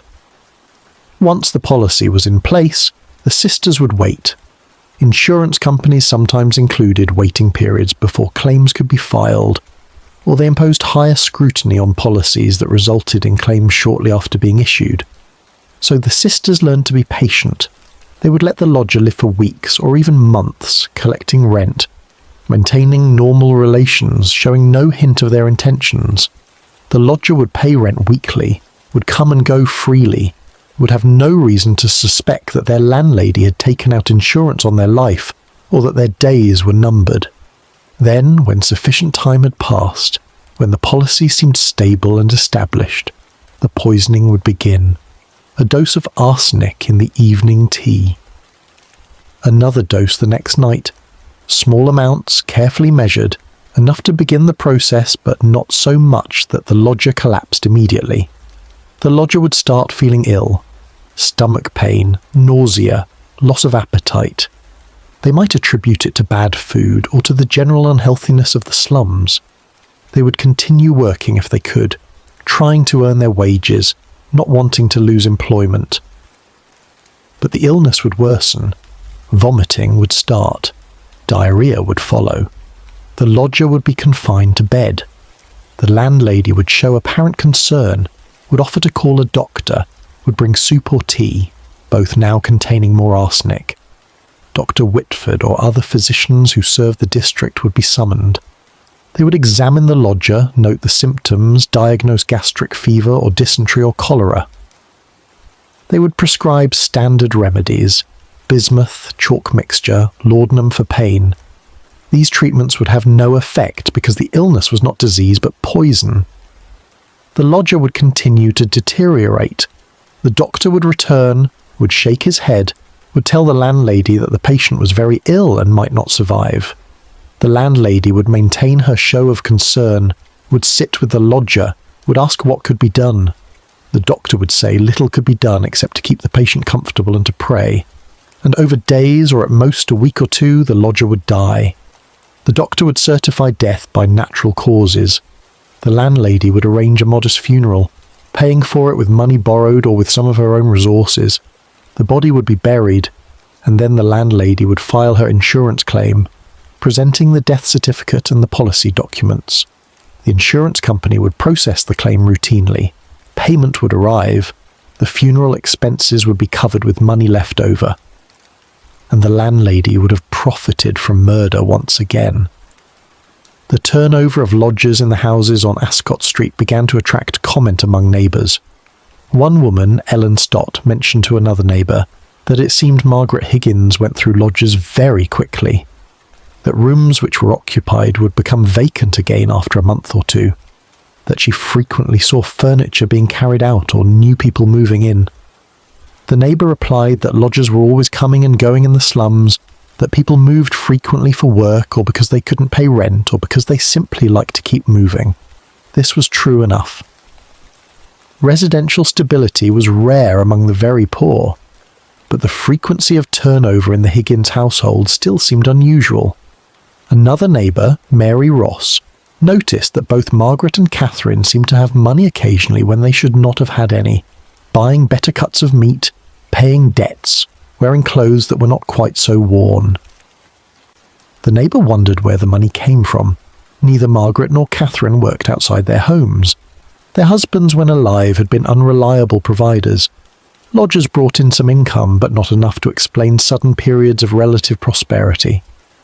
The neighbour did not immediately connect these observations to the deaths that had occurred, but the information was being recorded, stored in memory, available for later recall if circumstances made it relevant. The exact number of lodgers who died in the sisters' care will never be known. Court records from their eventual trial mention several by name. Patrick, a middle-aged labourer who died of supposed gastric fever after lodging with Catherine for 6 weeks. Another Thomas, whose surname was not recorded, who lived barely a month before sickening and dying. A woman named Ellen, who took a room with Margaret and died after 3 weeks. There were others whose names were lost, mentioned only in passing by neighbours who remembered someone living there for a while, and then suddenly being gone, buried, forgotten. The insurance records from the various companies were not fully preserved. Some claims were processed and paid without leaving detailed documentation. Some companies' archives were destroyed in fires or simply discarded decades later, when the records seem to have no continuing value. What remains is fragmentary evidence of a systematic operation that turned the insurance system into a machine for converting human lives into cash. The sisters had found a sustainable business model. They could maintain a steady stream of lodgers, extract rent from them while they lived, insure them secretly, kill them methodically, and collect insurance payouts that far exceeded any rent they might have received over the lodger's natural lifetime. It was more profitable than any legitimate work available to women of their class, and it carried almost no risk as long as they avoided obvious patterns that might trigger investigation. But they were becoming careless. Success breeds confidence, and confidence leads to mistakes. The sisters began insuring the same person multiple times with different companies, maximising the payout from each death. This practice of over-insurance was technically discouraged by the companies, but as long as each individual company received only one claim, they would pay without investigating whether other companies had also insured the same person. The sisters spread their policies strategically, rarely making multiple claims to the same company for deaths in their households, rotating among the Prudential, the Pearl, the Royal Liver, the Refuge and others. But the total volume of claims was becoming noticeable to anyone who looked at their activities comprehensively, rather than through the limited perspective of a single insurance company. The women were also no longer waiting as long between deaths. In the early stages of their killing spree, months might pass between murders. By late 1883, the interval had shortened to weeks. Bodies were being carried out of their houses with increasing frequency. Funerals were becoming routine, and neighbours were beginning to talk more openly. The sisters' relationship itself was changing. Catherine had always been dominant, but now Margaret was developing her own ruthlessness, her own capacity for cold calculation. She no longer needed Catherine to push her into action. She initiated murders on her own, selected victims independently, administered poison without consulting her sister. The partnership had evolved from one strong personality leading a weaker accomplice into a collaboration between two skilled killers who worked together because it was mutually beneficial, but who could each operate alone if necessary. They met daily to compare notes, to discuss which insurance agents had visited recently, to review which lodgers were insured and when it might be safe to proceed with the next killing. Their conversations were cryptic, couched in euphemisms in case anyone overheard, but the meaning was clear. They were running a murder operation with the efficiency of a small business. They had expenses, arsenic purchases, funeral costs, rent. They had revenue, insurance payouts. They had inventory, lodgers who could be killed when financial need required. And they had a market that seemed inexhaustible, as long as poor people needed cheap lodging and insurance companies wanted to sell policies. The profits from their murders provided a standard of living slightly above bare subsistence. They ate better food than their neighbours. They kept their rent current. They occasionally purchased new clothing or household items. They even gave money to church collections and to beggars, establishing reputations as women who'd been fortunate and who shared their good fortune with others less lucky. This generosity was calculated. It created goodwill. It deflected suspicion. It made them appear as honest poor women who sometimes had money because of insurance payouts from legitimate deaths, not as murderers who were systematically killing for profit. The strategy worked. Most neighbours, even those who found the number of deaths in the two households somewhat unusual, did not suspect murder.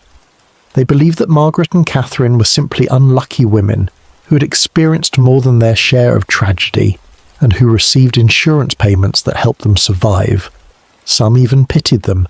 Others admired them for their resilience in the face of so much loss.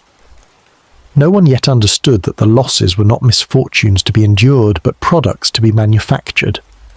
The insurance agents who collected premiums from the sisters began comparing notes among themselves. The agents from different companies would encounter each other on their rounds through the same neighbourhoods. They knew each other, sometimes socialised together, often discussed their work. One agent mentioned that he collected premiums from Margaret Higgins on several policies, covering different family members and lodgers. Another agent said he also had policies with the Higgins household. A third agent from a different company chimed in with the same information. They laughed about it. Margaret Higgins must be paying more in insurance premiums than she could afford, they joked. She was overinsured, taking out policies she couldn't maintain. One agent suggested they should probably discourage her from buying more policies. Another said his company didn't care as long as premiums were paid. But the conversation planted seeds. The agents now knew that multiple companies were insuring people in the same household. If claims started coming in from that household across multiple companies, it would raise questions. The agents did not yet have reason to investigate, but they were now aware, and awareness was the first step toward action. By early 1884, the sisters had probably killed a dozen people or more. The exact count remained uncertain because not all victims could be definitively identified. But the bodies lay in Kirkdale Cemetery, arranged in rough chronological order of their deaths, each containing arsenic bonded to bone and tissue, each representing a murder that had been certified as natural death, each testimony to a system that failed utterly to protect the vulnerable from predators who operated within the law's blind spots. The widow's harvest had been abundant, the profits had accumulated, and the sisters, believing themselves invulnerable, prepared to continue their profitable work indefinitely. They had no reason to stop. They had every reason to persist. The system rewarded them, society ignored them, and death, which visited the slums so frequently anyway, would simply continue to visit the houses where Catherine Flannagan and Margaret Higgins lived, and where anyone who entered might never leave alive. Chapter 7. The Boy Thomas. The murder of young Thomas Higgins stood apart from the other killings, not because the method differed, or because the profit motive was absent, but because the victim was a child, and because that fact made what happened in early December 1883 something qualitatively worse than the deaths that preceded it. Thomas was 10 years old, the youngest of Margaret's surviving children, a boy who had known nothing but poverty all his brief life, but who had been healthy and energetic despite the harsh conditions of his upbringing. He attended school sporadically when work did not keep him away. He ran errands for neighbours for pennies. He helped his mother with household tasks, fetching water from the communal pump, carrying messages, watching over younger children in the court while their parents worked. He was an unremarkable child in every way, neither particularly bright nor particularly troubled, simply one more small life struggling to continue in an environment designed to crush the weak. He trusted his mother absolutely, as children do. He had no reason to believe that she would harm him. And this trust, this fundamental expectation that parents protect rather than destroy their children, made what happened to him all the more monstrous. Margaret Higgins had insured her son with at least 3 different companies beginning in mid-1883. She took out a policy with the Prudential for £10, another with the Pearl for £8, a third with the Royal Liver for £12. The premiums totalled perhaps 6pence or 9pence weekly, affordable amounts that would not strain even her limited resources. She paid regularly when the agents made their collection rounds. The agents saw nothing unusual about a mother insuring her child. Such policies were common. They ensured that families could afford proper burial if a child died, sparing them the horror of a pauper's grave. The agents wrote out the policies without question. They recorded the premiums in their ledgers. They moved on to their next customers. And Thomas Higgins, playing in the streets, attending school when required, helping his mother with small tasks, had no idea that his life had been assigned a monetary value and that his death would soon be arranged to collect it. The decision to kill her own child must have involved some internal struggle, even in a woman as hardened as Margaret had become. Murdering husbands or lodgers was one thing. They were adults capable of defending themselves if they had known what was happening, men whose violence or indifference might rationalise their deaths in the killer's mind. But Thomas was a child. He had never harmed anyone. He contributed what little he could to the household.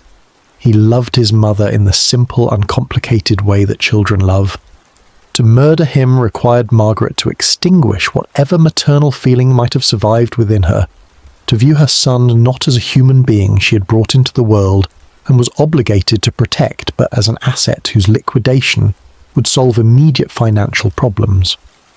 Whether Catherine encouraged this murder, or whether Margaret arrived at the decision independently, is unknown. What is known is that by late November 1883, Margaret had decided that Thomas would die, and that his death would yield approximately £30, more than a year's income for a washerwoman, enough to pay rent for months, enough to live in relative comfort through the coming winter. Thomas began feeling ill on the 1st of December. He complained to his mother of stomach pain. Margaret gave him tea, telling him to rest. The pain continued. By evening he was vomiting. Margaret showed appropriate concern, feeling his forehead, asking him what he had eaten, suggesting he had gotten into something spoiled. The boy could not know that his mother had mixed arsenic into his tea that afternoon, that the pain racking his small body was the beginning of his murder, that everything his mother said and did was performance rather than genuine care. The next morning Thomas was worse. He could not keep down food. He vomited repeatedly. Margaret called for Dr. Whitford. The doctor arrived, examined Thomas, noted the symptoms, diagnosed gastric fever.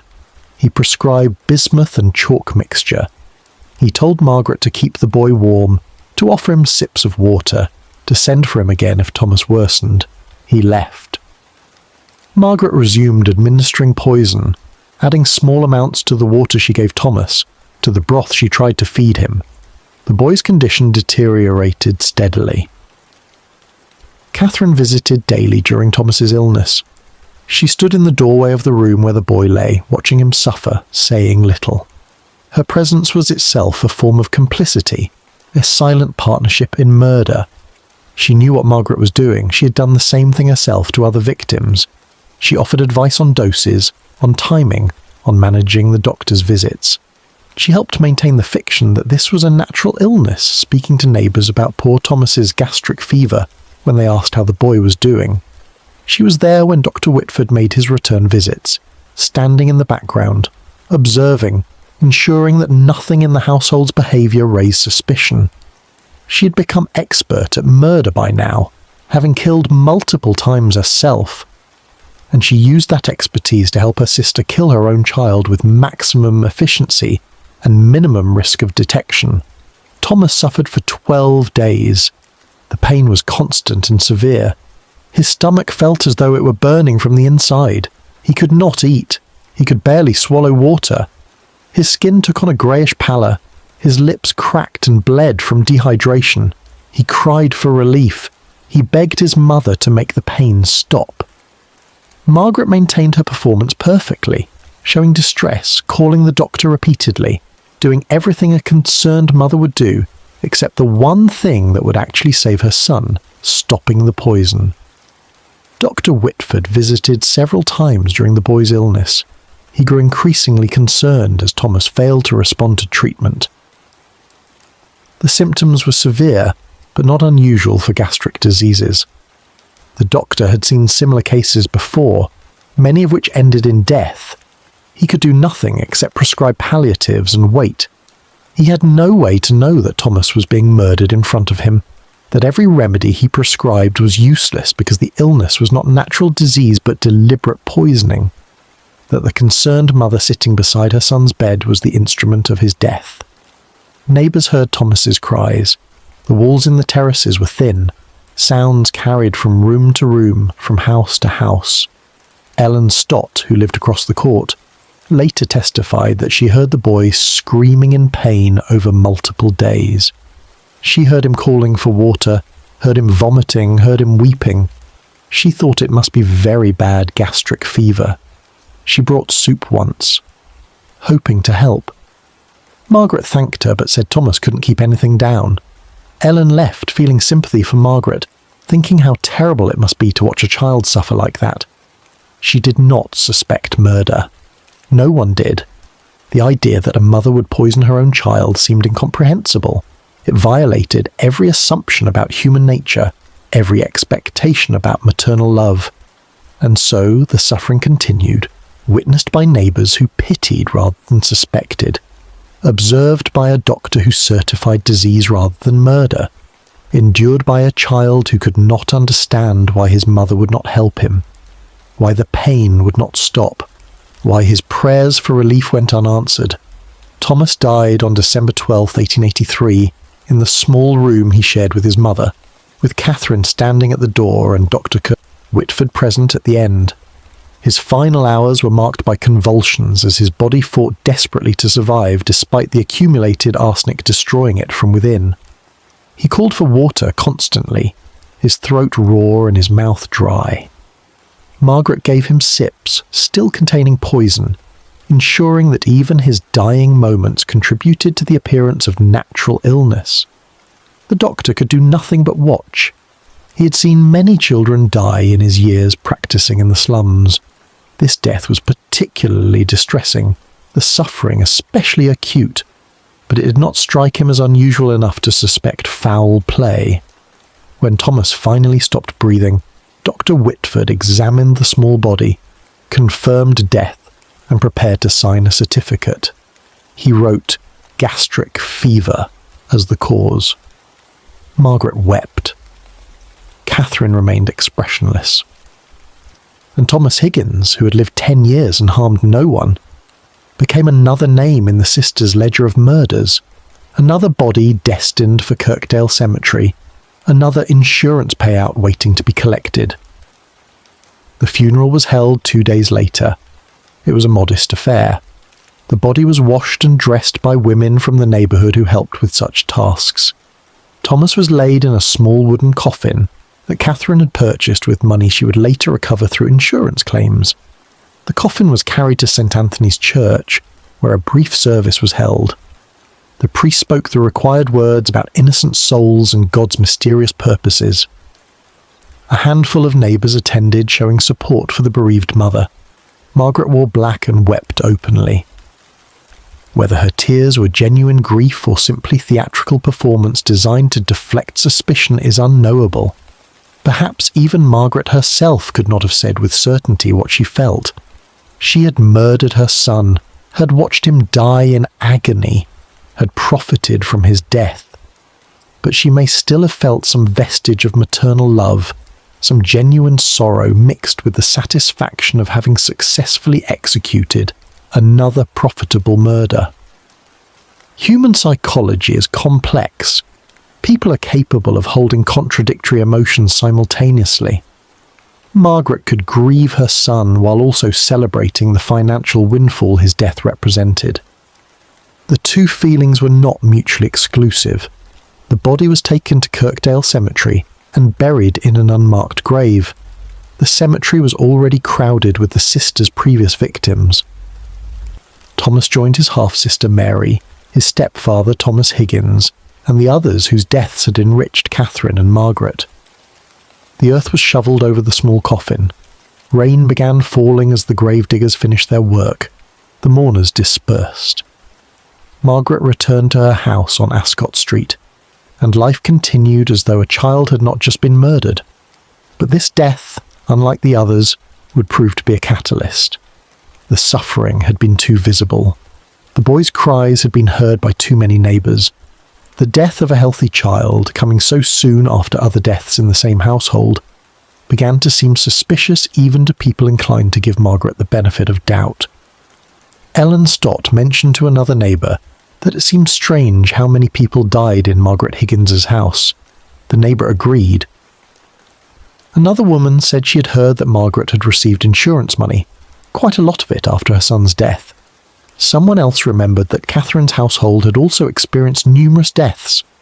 The whispers were becoming more specific, less easily dismissed, and someone finally decided to speak not just to neighbours, but to authorities. The insurance companies were also taking notice.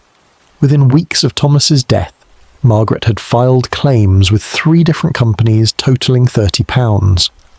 The agents processed these claims routinely at first, but then one agent mentioned the claim to a colleague from another company during a casual conversation. The colleague said his company had also paid a claim to Margaret Higgins for her son's death. A third agent, overhearing, said the same. The 3 agents realised that the same child had been insured 3 times. This was not necessarily illegal, but it was unusual, and it violated the company's internal guidelines about overinsurance. One agent mentioned it to his district superintendent. The superintendent reviewed his records and noticed that Margaret Higgins had filed multiple claims over the past 2 years. So had her sister, Catherine Flannagan. The 2 women living on the same street had each buried multiple family members and lodgers and had collected insurance money for each death. The pattern, when viewed comprehensively, looked suspicious. The superintendent wrote a memo to his company's head office in London, describing the situation and suggesting that someone should investigate before paying any more claims to these 2 women. Dr. 1. Whitford also felt increasing unease. He had certified numerous deaths in the Flannagan and Higgins households over 2 years. All had presented with similar symptoms. All had died despite treatment. The death of young Thomas had been particularly disturbing, the suffering especially severe, the failure of all treatments complete. After the funeral, Whitford discussed the case with a colleague. The colleague asked about the symptoms. Whitford described them: vomiting, diarrhoea, stomach pain, burning sensations, dehydration, convulsions. The colleague suggested these symptoms were consistent with arsenical poisoning. Whitford protested that they were also consistent with severe gastric diseases which were common in the slums. But the colleague persisted. Had Whitford considered the possibility of poison? Had he examined the household for access to arsenic? Had he questioned whether the deaths were natural? Whitford admitted he had not. The idea had not occurred to him. But now, prompted by his colleague's questions, he began to reconsider the deaths he had certified. He reviewed his notes. He noticed the pattern. Multiple deaths in 2 related households. Similar symptoms in each case. Insurance policies in every case. It began to look suspicious. Whitford decided he should inform someone. But whom? The police rarely involved themselves in matters among the poor. The coroner's office was overwhelmed and unlikely to investigate deaths that had already been certified and buried. Still, Whitford felt an obligation to report his concerns. He wrote a letter to the coroner, describing the pattern of deaths and suggesting that investigation might be warranted. The machinery of justice, slow and imperfect, was finally beginning to move. Multiple threads of suspicion, from neighbours, from insurance companies, from the certifying physician himself, were converging on Catherine Flannagan and Margaret Higgins. The sisters, believing themselves safe, continued their normal routines. They maintained their lodging houses, they collected rent, they paid insurance premiums on policies they had taken out on their remaining household members. They drank tea together daily and planned their next moves. They felt no particular urgency to change their behaviour. Why should they? They had killed repeatedly without consequence. The system had paid them for their crimes. No one had questioned them seriously. They were, from their perspective, successful criminals operating in a society too indifferent to stop them. But the walls were closing in. The death of Thomas Higgins, that final monstrous act, had attracted just enough attention from just enough different sources that investigation could no longer be avoided. The boy's suffering had not been in vain. His death would be the crack through which light finally penetrated the darkness where Catherine and Margaret operated. The graves at Kirkdale would soon be opened. The earth would give up its poisoned dead, and the sisters who had harvested so many lives would finally face judgment for their crimes. Chapter 8. The Inquiry. The letter from Dr. Whitford reached the Liverpool coroner's office in late December 1883. It was one document among hundreds that crossed the coroner's desk each month. A brief note expressing concern about a pattern of deaths in two related households on Ascot Street. The coroner, a man named Mr. Samuel Brighouse, might easily have dismissed it. Doctors sometimes developed suspicions that proved unfounded. The poor died frequently from natural causes. Investigating every questionable death would overwhelm the system. But Brighouse was thorough by temperament and experienced enough to recognise that physicians rarely wrote such letters without cause.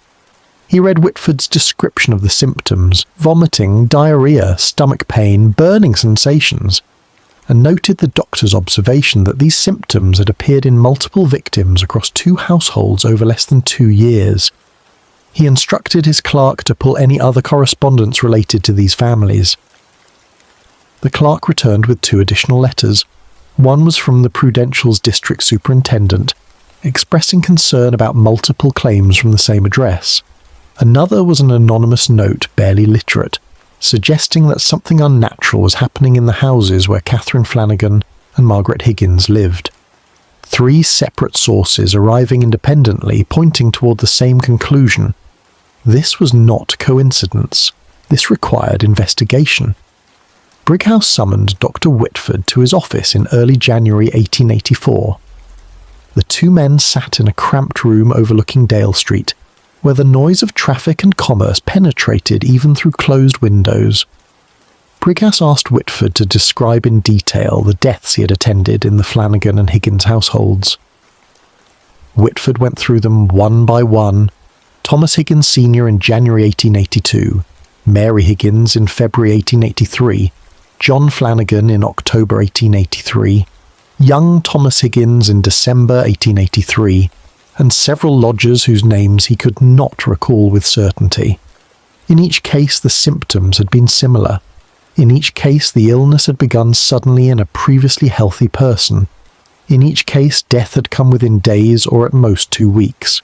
In each case the deceased had been insured and the surviving family member had collected insurance money. Brighouse asked whether Whitford had considered poisoning at the time. Whitford admitted he had not, that the symptoms matched common diseases, that he had no reason to suspect foul play until he reviewed the cases collectively and noticed the pattern. Brighouse asked about arsenic specifically. Could arsenic poisoning produce such symptoms? Whitford said it could, that arsenical poisoning was in fact remarkably difficult to distinguish from gastric diseases without specific chemical testing. The coroner next contacted the insurance companies. He wrote to the Prudential, the Pearl, the Royal Liver and several others, requesting records of all policies and claims associated with Catherine Flannagan and Margaret Higgins. The responses arrived over several weeks. When compiled, they painted a disturbing picture.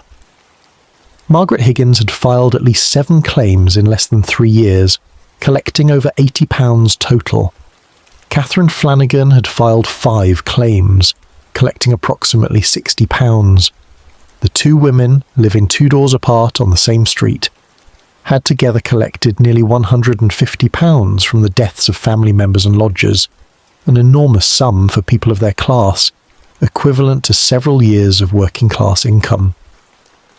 The policies had been taken out on husbands, children, siblings, lodgers, anyone who came within their reach. Many victims had been insured multiple times with different companies, maximising the payout from each death. The pattern was unmistakable. These women had been systematically insuring people and then collecting benefits when those people died.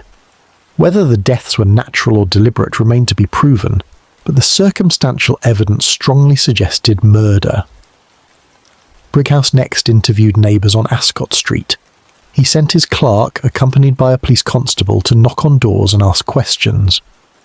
The neighbours were initially reluctant to speak to authorities. In the slums, talking to police or officials was dangerous. It marked one as an informer. It could result in retaliation from those about whom one had spoken, or from their friends and family. But the constable was patient and the clerk was tactful, and gradually the neighbours began to talk. Ellen Stott described hearing young Thomas Higgins screaming in pain during his final illness, screaming for days while his mother sat with him. She described how quickly people seemed to die in Margaret's household, how lodgers came and went with unusual frequency. Mary Ross mentioned that both Margaret and Catherine seemed to have money periodically despite having no obvious source of income beyond lodger rent.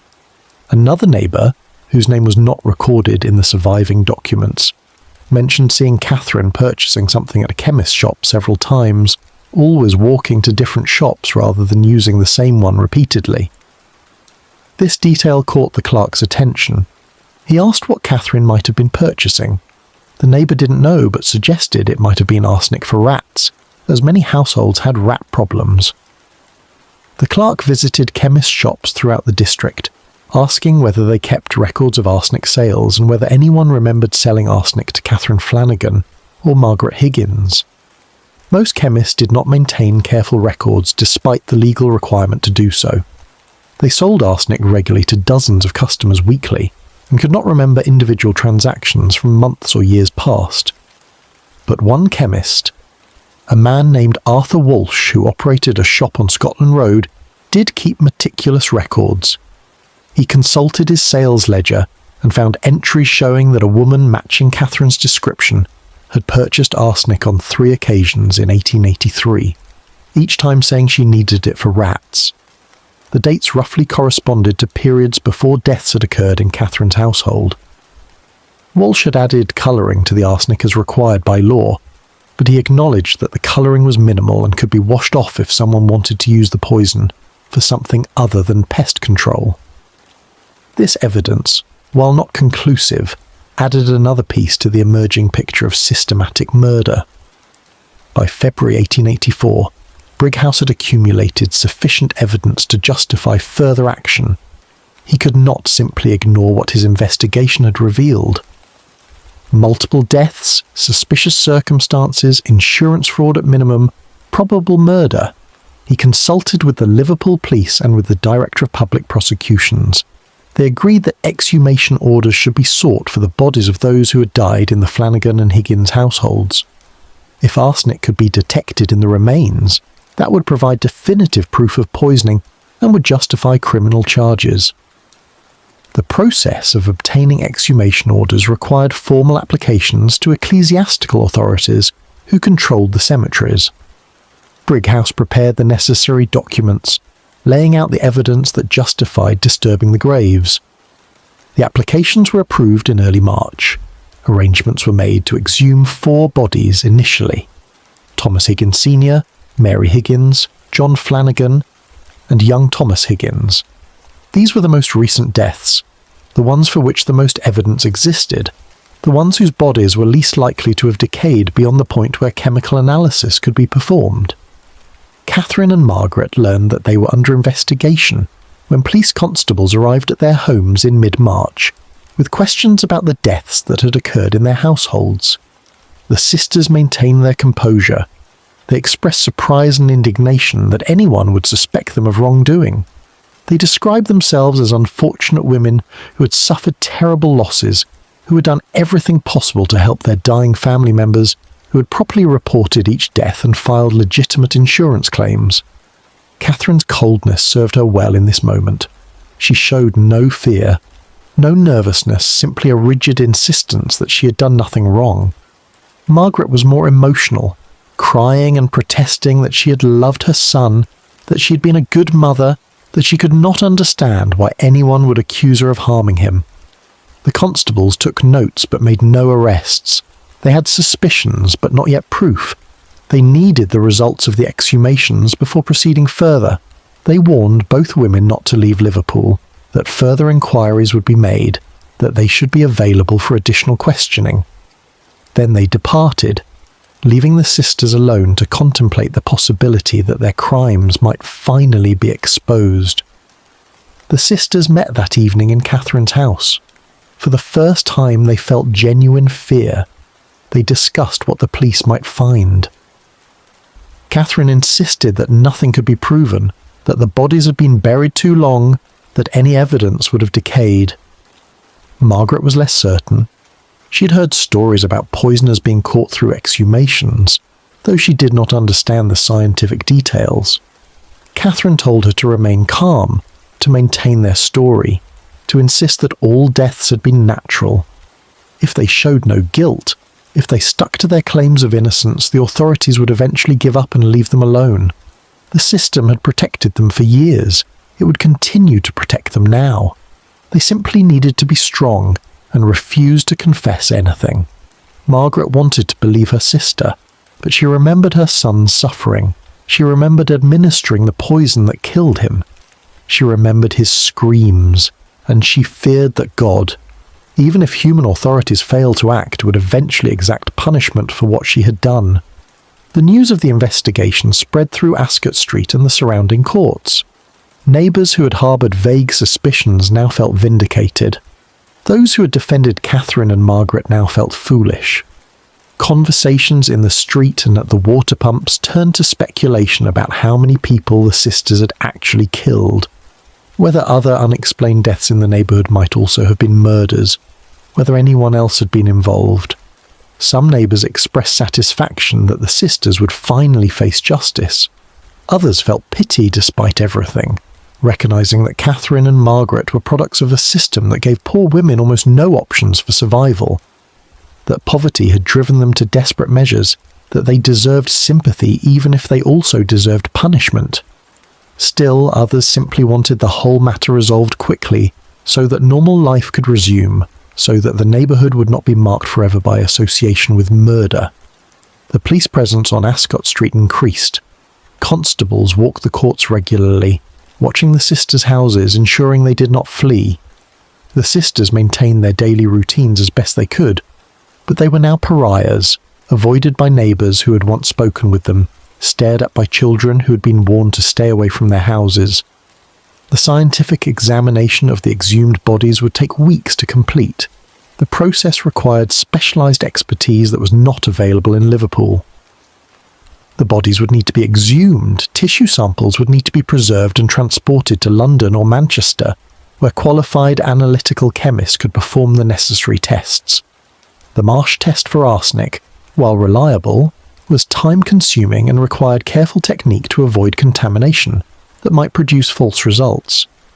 The results would need to be documented in detail because they would form the basis for criminal prosecution if poison was found. The legal system moved slowly. Justice was methodical, and Catherine Flannagan and Margaret Higgins would have to wait through weeks of uncertainty, knowing that men with scientific instruments were examining the bodies of those they had killed, knowing that evidence might emerge that would condemn them, knowing that the comfortable routine of murder and profit that had sustained them for years was finally ending. The Liverpool newspapers began covering the story in late March. The headlines spoke of the poison plots of Ascot Street, and insurance murders in the slums. The articles described the investigation in lurid detail, though names were withheld pending formal charges. The public was fascinated and horrified. The idea that women, specifically mothers and sisters, could commit serial murder for small sums of insurance money seemed almost incomprehensible. It violated Victorian ideals of feminine virtue, of maternal love, of the sanctity of family bonds. It suggested that poverty could corrupt so thoroughly that even the most fundamental human relationships could be perverted into opportunities for profit. The newspapers used the case to argue for reform of the insurance system, for better regulation of arsenic sales, for increased police attention to the slums where such crimes could flourish undetected. But these calls for reform were secondary to the immediate fascination with the crimes themselves, with the psychology of women who could kill so casually, with the details of how the murders had been accomplished and concealed for so long. Catherine and Margaret read the newspapers when they could obtain copies. They saw themselves described as monsters, as aberrations, as examples of how far human nature could fall when poverty and desperation removed all restraint. They recognized the truth in some of what was written, though they would never have expressed it in those terms themselves. They had crossed boundaries that most people never even approached. They had killed repeatedly and without particular remorse. They had transformed human relationships into financial transactions. They had become, in every meaningful sense, predators who hunted their own species for survival. Whether they were capable of genuine self-reflection about what they had become is doubtful. More likely they simply resented being caught, resented that the system that had enabled their crimes was now turning against them, resented that they would be punished, while the insurance companies and the negligent doctors and the indifferent society that had created the conditions for their murders would continue operating unchanged. The investigation continued through March and into April. More evidence accumulated, more witnesses were interviewed. The insurance records were compiled into comprehensive exhibits showing the full scope of the fraud. The chemist's records, fragmentary though they were, documented arsenic purchases. Dr. Whitford prepared detailed accounts of each death he'd attended, noting symptoms and treatments, and his growing suspicion that something unnatural had been occurring. And in laboratories in Manchester, analytical chemists began the painstaking work of testing tissue samples from the exhumed bodies, looking for the telltale presence of arsenic that would transform suspicion into certainty, that would prove beyond a reasonable doubt that Catherine Flannagan and Margaret Higgins were not simply unlucky women who had experienced tragic losses, but calculated killers who had murdered repeatedly for profit. The results would take weeks to arrive. But when they did, they would change everything. The whispers would become accusations, the suspicions would become charges, and the sisters who had harvested so many lives would finally be forced to answer for their crimes before a judge and jury who would decide whether they would live or die. Chapter 9. The Exhumations. The work began on a cold morning in late March 1884. Kirkdale Cemetery stretched across several acres of land north of Liverpool's city centre, a sprawling necropolis that served the poor and working classes of the district. The graves were densely packed, many unmarked, or marked only with simple wooden crosses that rotted and fell within years. The ground was wet from recent rain. Fog hung low between the monuments and trees, giving the cemetery an atmosphere of desolation appropriate to the grim task about to be undertaken. A small group assembled at the gates shortly after dawn. The coroner Samuel Brighouse, several police constables, 2 physicians including Dr. Whitford, cemetery workers with shovels and pickaxes, and a representative from the Home Office who would oversee the proper handling of evidence. They carried with them the legal orders authorising exhumation of 4 bodies buried in separate plots scattered across the cemetery grounds. The work would take most of the day. It would be unpleasant, but it was necessary. The first grave opened belonged to Thomas Higgins Sr., Margaret's husband, who had died in January 1882 and had been buried for over 2 years. The cemetery workers located the plot from their records and began digging. The ground was heavy clay mixed with stones, difficult to shift even with proper tools. The workers laboured steadily, their shovels ringing against rocks, their breath visible in the cold air. They dug down through several feet of earth until one shovel struck something solid that was not stone. They cleared away soil carefully now, exposing the top of a wooden coffin that had partially collapsed under the weight of the earth above it. The wood was rotted, stained dark, barely holding together. The workers cleared around the coffin and then, using ropes, carefully lifted it from the grave. They set it on the grass beside the hole they had dug. The officials gathered around. The physicians opened the coffin, prying away the decayed lid, releasing a smell that made several of the constables step back and cover their faces. The body inside was in advanced decay. 2 years in the wet Liverpool soil had reduced Thomas Higgins to little more than bone and leathered tissue. The face was unrecognisable. The clothing had rotted into the remains, but the skeleton was intact, and more importantly for the purposes of chemical analysis, samples of bone and hair and what little tissue remained could still be harvested and tested. Dr. Whitford and his colleague worked methodically, using clean instruments to remove samples that they placed in glass jars that would be sealed and labelled. They took samples from the stomach area where arsenic would concentrate if it had been ingested. They took bone samples. They took hair samples, as arsenic bonded particularly strongly to keratin. Each sample jar was sealed with wax, labelled with the deceased's name and the date of exhumation, and placed in a wooden case that would be transported to the laboratory in Manchester, where the actual chemical analysis would occur. The process took nearly an hour. When they finished, the body was placed back in what remained of the coffin and returned to the grave. The cemetery workers began filling the hole, shoveling the earth back in, restoring the ground to something approximating its previous state, and the small official party moved on to the next grave. Mary Higgins, Margaret's daughter, had been buried in February 1883, just over a year before. Her grave was located some distance from her stepfather's, in a section of the cemetery reserved for younger victims.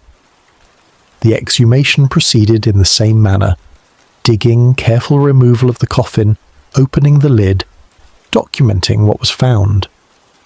Mary's body was somewhat better preserved than Thomas's had been, the shorter burial period meaning that less decay had occurred.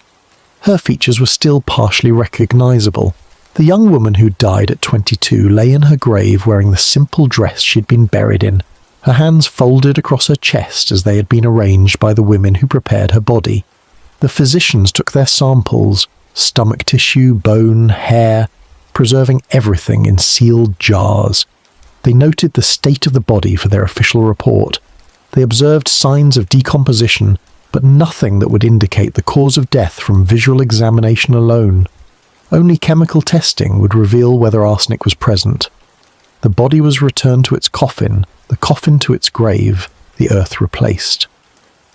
2 exhumations completed, 2 more to go. John Flannagan, Catherine's son, had died in October 1883, only 5 months before. His grave was the freshest of the 4 scheduled for exhumation that day.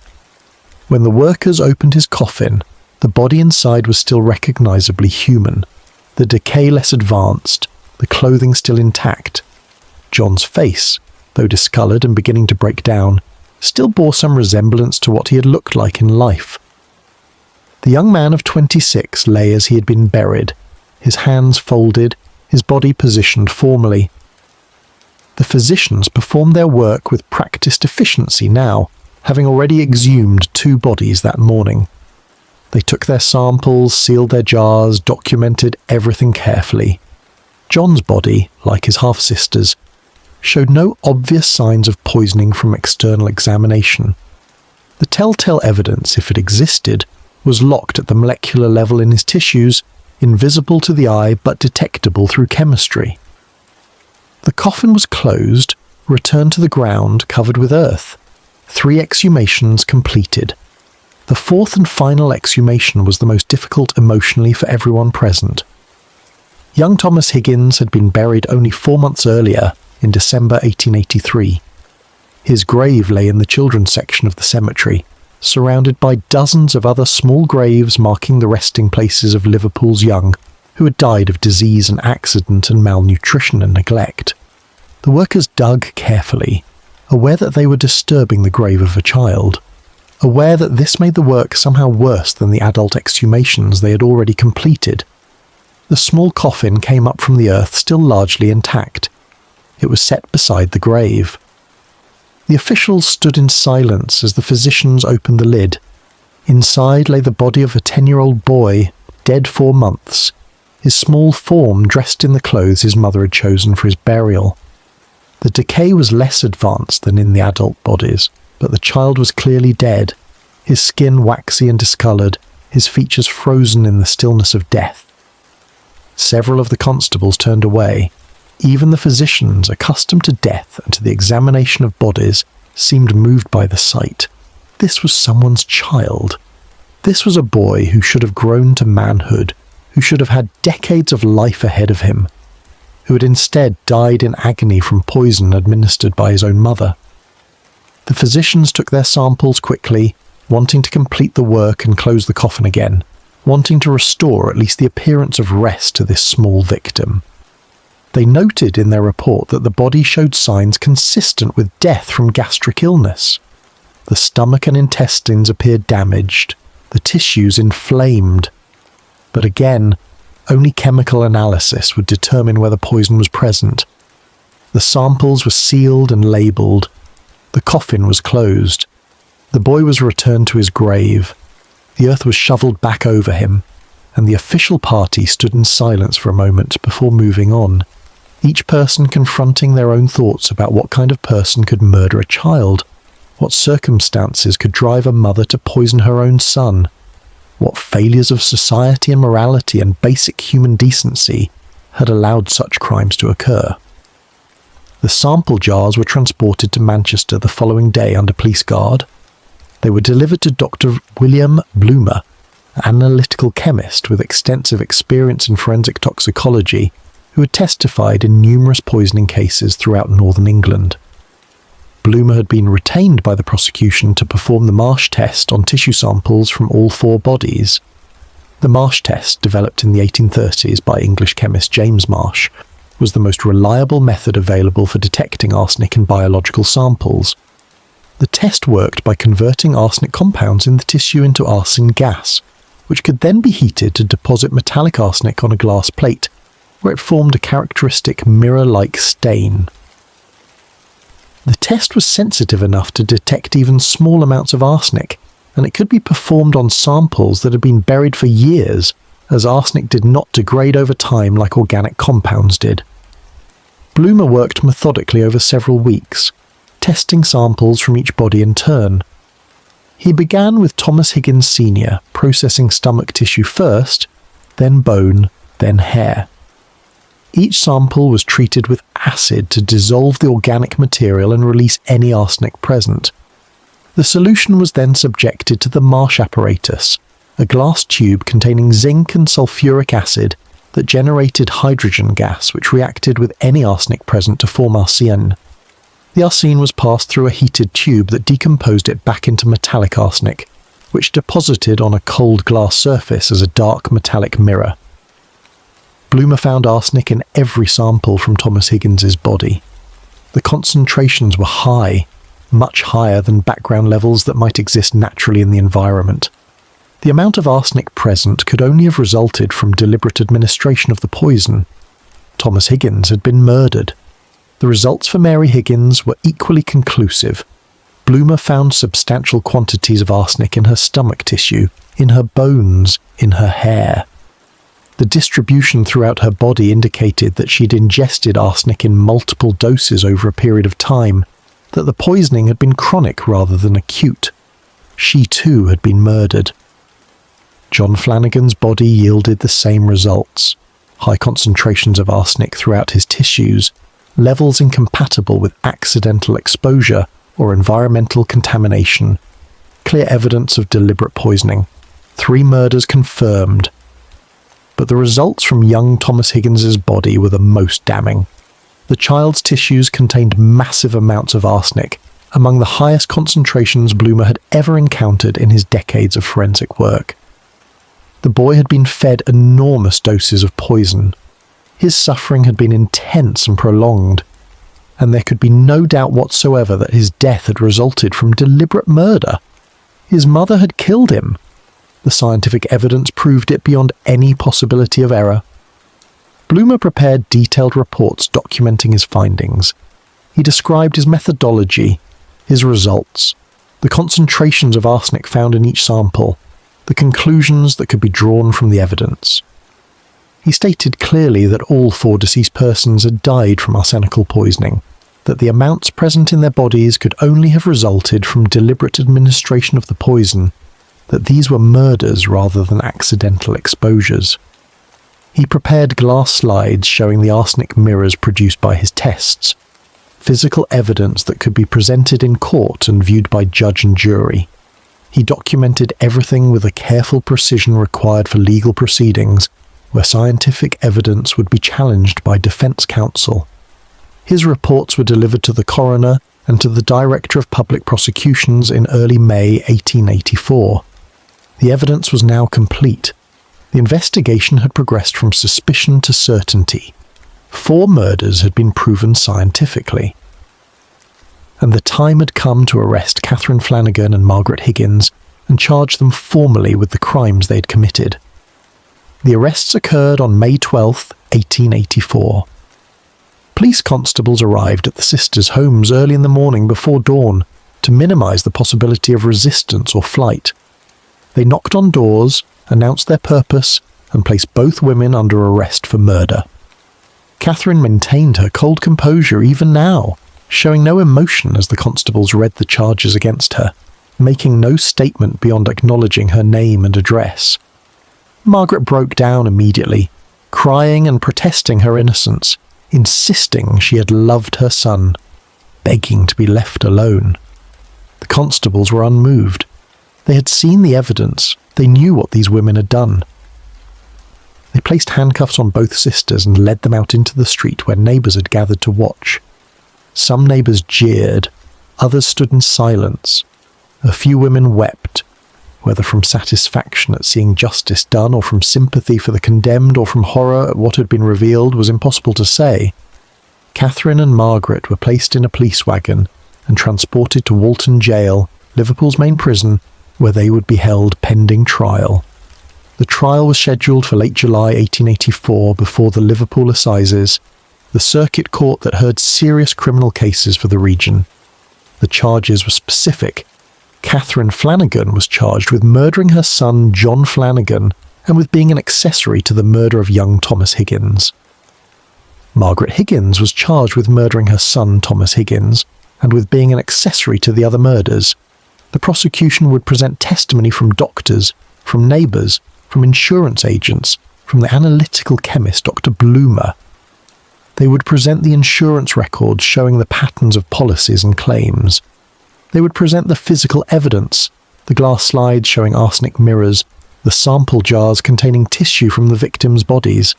They would construct a comprehensive narrative of systematic murder for profit, of 2 women who had turned their households into killing grounds, who had exploited every vulnerability in the insurance and medical and legal systems to commit crimes with impunity until finally being stopped. The case seemed overwhelming, the evidence seemed irrefutable, and the public, following the story through daily newspaper coverage, anticipated conviction and execution with a certainty that bordered on bloodlust. But the sisters would have their day in court. They would be represented by defence counsel, though what defence could be mounted against such evidence was unclear. They would have the opportunity to testify if they chose, to explain themselves, to ask for mercy if not acquittal. The legal process would run its course with the methodical deliberation that characterised British justice, even when the outcome seemed foreordained.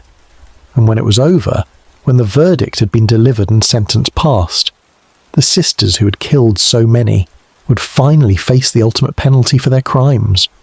The graves at Kirkdale had given up their dead. The earth had revealed what it had kept hidden. And justice, so long delayed, was finally preparing to extract payment from those who had traded in death for profit. Chapter 10. The Scaffold at Kirkdale. The trial of Catherine Flannagan and Margaret Higgins opened on July 28, 1884, in the Crown Court of Liverpool before Mr. Justice Butt. The courtroom was packed with spectators, journalists, and officials who had come to witness what promised to be one of the most sensational murder trials in Liverpool's history. The sisters sat in the dock, separated by a guard, both wearing black dresses, both looking older and more haggard than they had appeared only months before. Catherine maintained her characteristic expression of cold indifference, her face showing nothing, her eyes fixed on some point in the middle distance. Margaret wept periodically, dabbing at her eyes with a handkerchief, looking up occasionally at the public gallery where no friendly faces could be found, where everyone who looked at her did so with expressions of horror or fascination or contempt. The charges were read. Both women pleaded not guilty. The prosecution began its case. The Crown's case was methodical and overwhelming. The prosecution called Dr. Whitford first, who described in detail the deaths he had attended in the Flannagan and Higgins households, the symptoms he had observed, his initial diagnoses, and his growing suspicion when he reviewed the pattern of deaths collectively.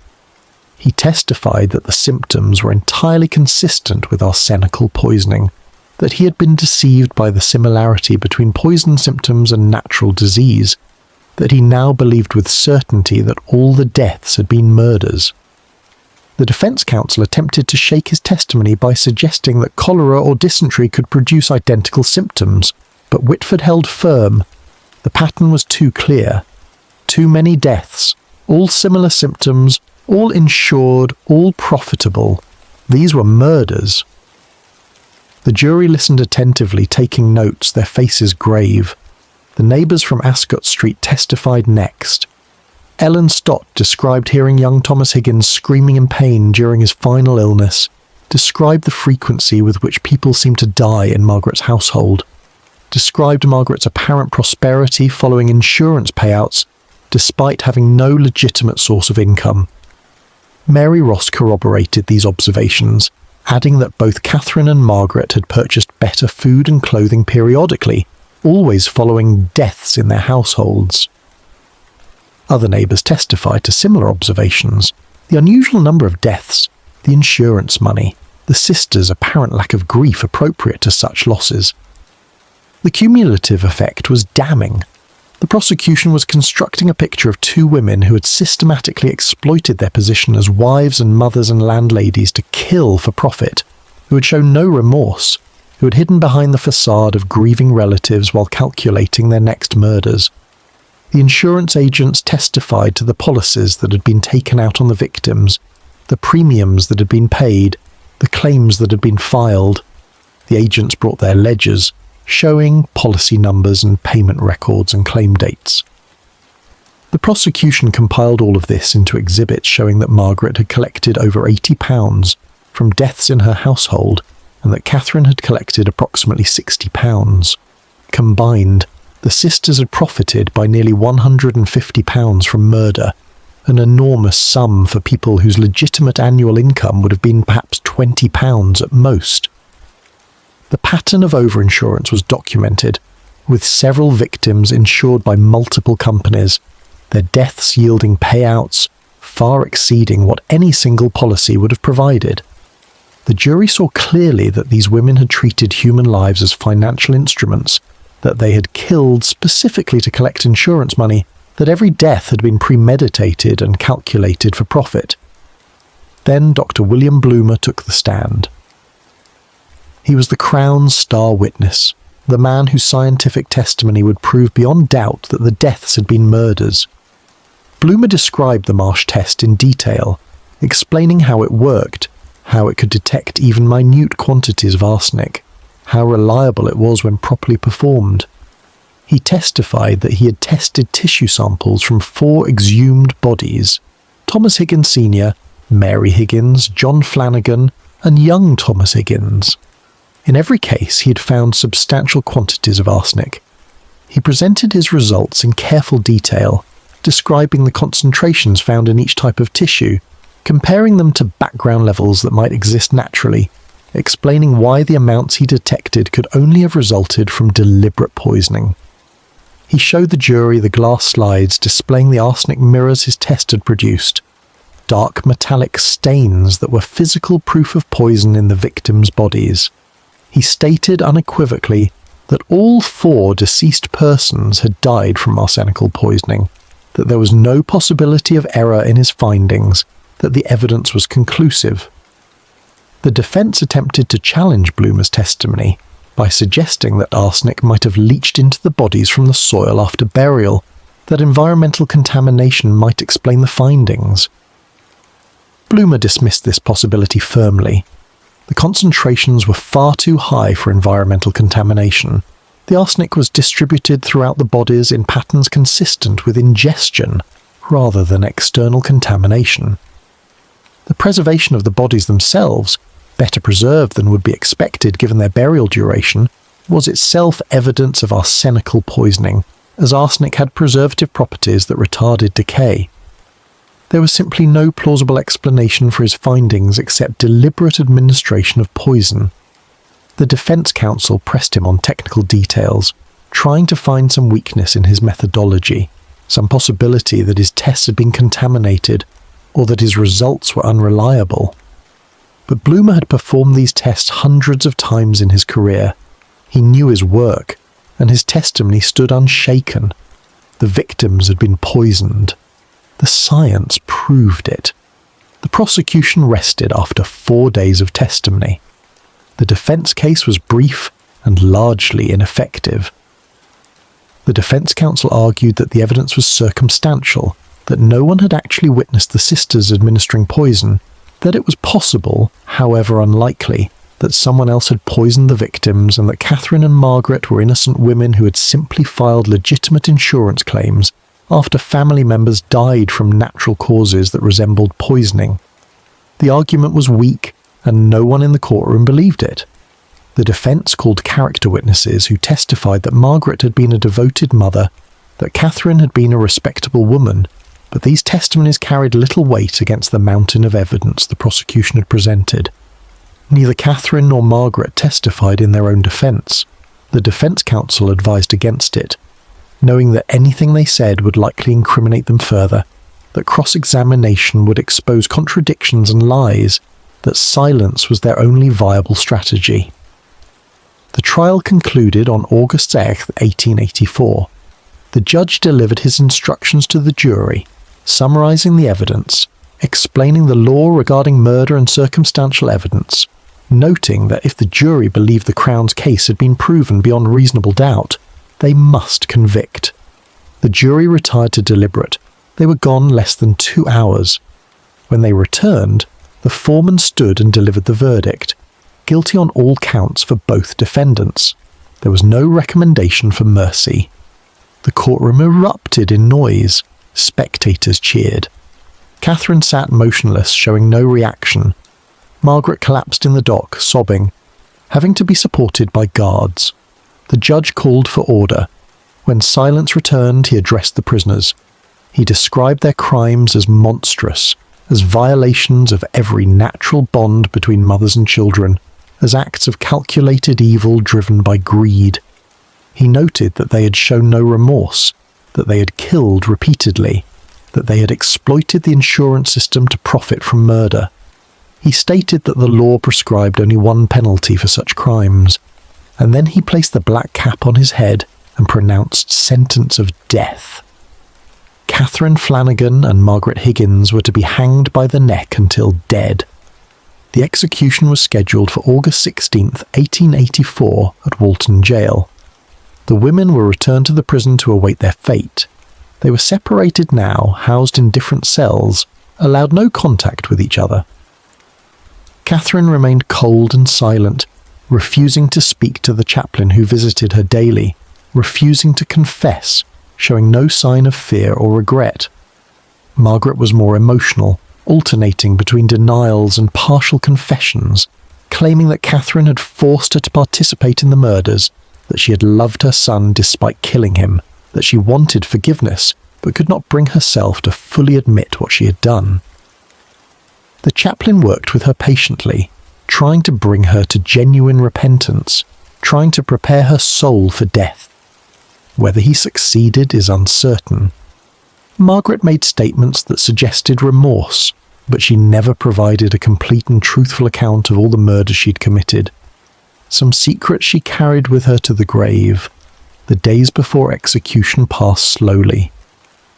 The women were watched constantly to prevent suicide, which would deny the state its right to exact the prescribed penalty.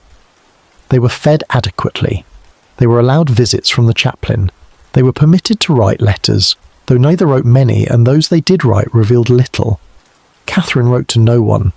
Margaret wrote brief notes to surviving children, letters that expressed love but which did not acknowledge her crimes or ask forgiveness. The prison staff who guarded them noted their different behaviours. Catherine's unnatural calm, Margaret's emotional instability. Some guards expressed pity for Margaret, seeing her as a woman who had been corrupted by her sister's influence. Others felt that both women deserved their fate and should show more contrition before meeting their maker. Public opinion outside the prison walls was similarly divided. Most people approved of the death sentence, believing that women who murdered children for insurance money deserved no mercy. But a minority argued that the sisters were products of poverty and desperation, that society bore some responsibility for creating conditions that drove people to such acts, that execution would solve nothing. The morning of August 16th, 1884 arrived cold and grey. Rain had fallen during the night and the stones of Walton Gaol glistened with moisture. The scaffold had been erected in the prison yard, a simple wooden structure with a trapdoor and a beam from which 2 ropes hung. The executioner, William Marwood, had arrived the previous day to make his preparations, testing the mechanism, measuring the prisoners to calculate the proper drop length that would ensure quick death by breaking the neck rather than slow strangulation. A small crowd of officials and journalists had assembled to witness the execution, as was required by law.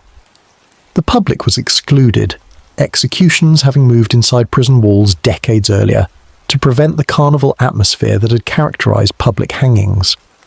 Catherine Flannagan was brought out first. She walked steadily, showing no emotion, her face set in the same cold expression she'd maintained throughout her trial and imprisonment. She climbed the scaffold steps without assistance. Marwood positioned her over the trapdoor, bound her legs with a leather strap, placed the white hood over her head, adjusted the noose around her neck. She said nothing, made no final statement, showed no fear. The chaplain said prayers that Catherine did not acknowledge, and then Marwood pulled the lever. The trapdoor opened with a crash. Catherine dropped through, the rope pulled taut, and her body swung slightly before becoming still. Her neck had broken cleanly. Death was instantaneous. She had murdered multiple people without mercy or remorse, and she died the same way, showing nothing, feeling nothing, crossing from life to death with the same cold efficiency she had brought to her crimes. Margaret Higgins was brought out next. She was weeping, barely able to walk, supported by guards on either side. She was shaking violently, her legs barely holding her weight. The guards half carried her up the scaffold steps. She cried out, saying she was sorry, asking God to forgive her, calling the names of her dead children. Marwood worked quickly, positioning her beside her sister's hanging body, binding her legs, placing the hood, adjusting the noose. Margaret continued to sob and pray, her voice muffled by the hood. The chaplain said final prayers.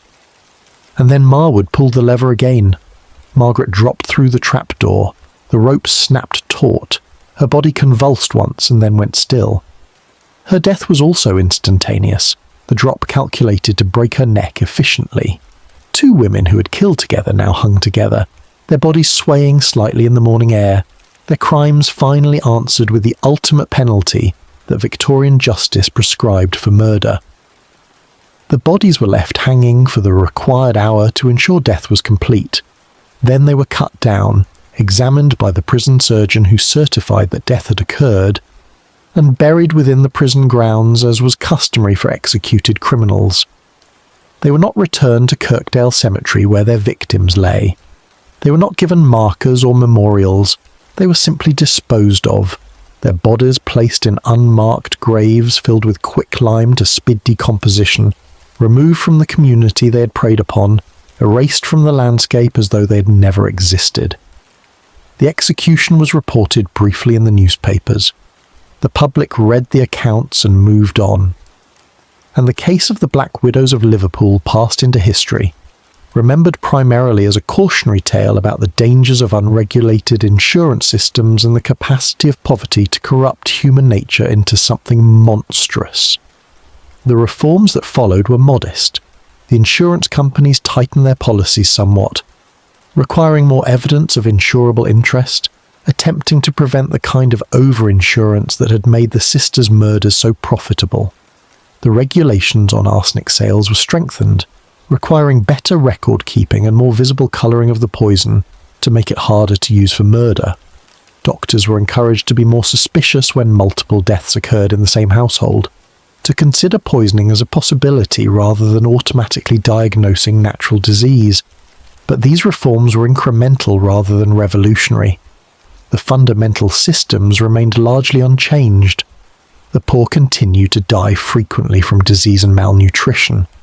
Insurance continued to be sold to people who could barely afford it. Arsenic continued to be widely available for industrial and agricultural uses. And other murders would follow in later years. Other people who learned that poison and insurance could be combined profitably if one was willing to kill. The graves at Kirkdale Cemetery remained.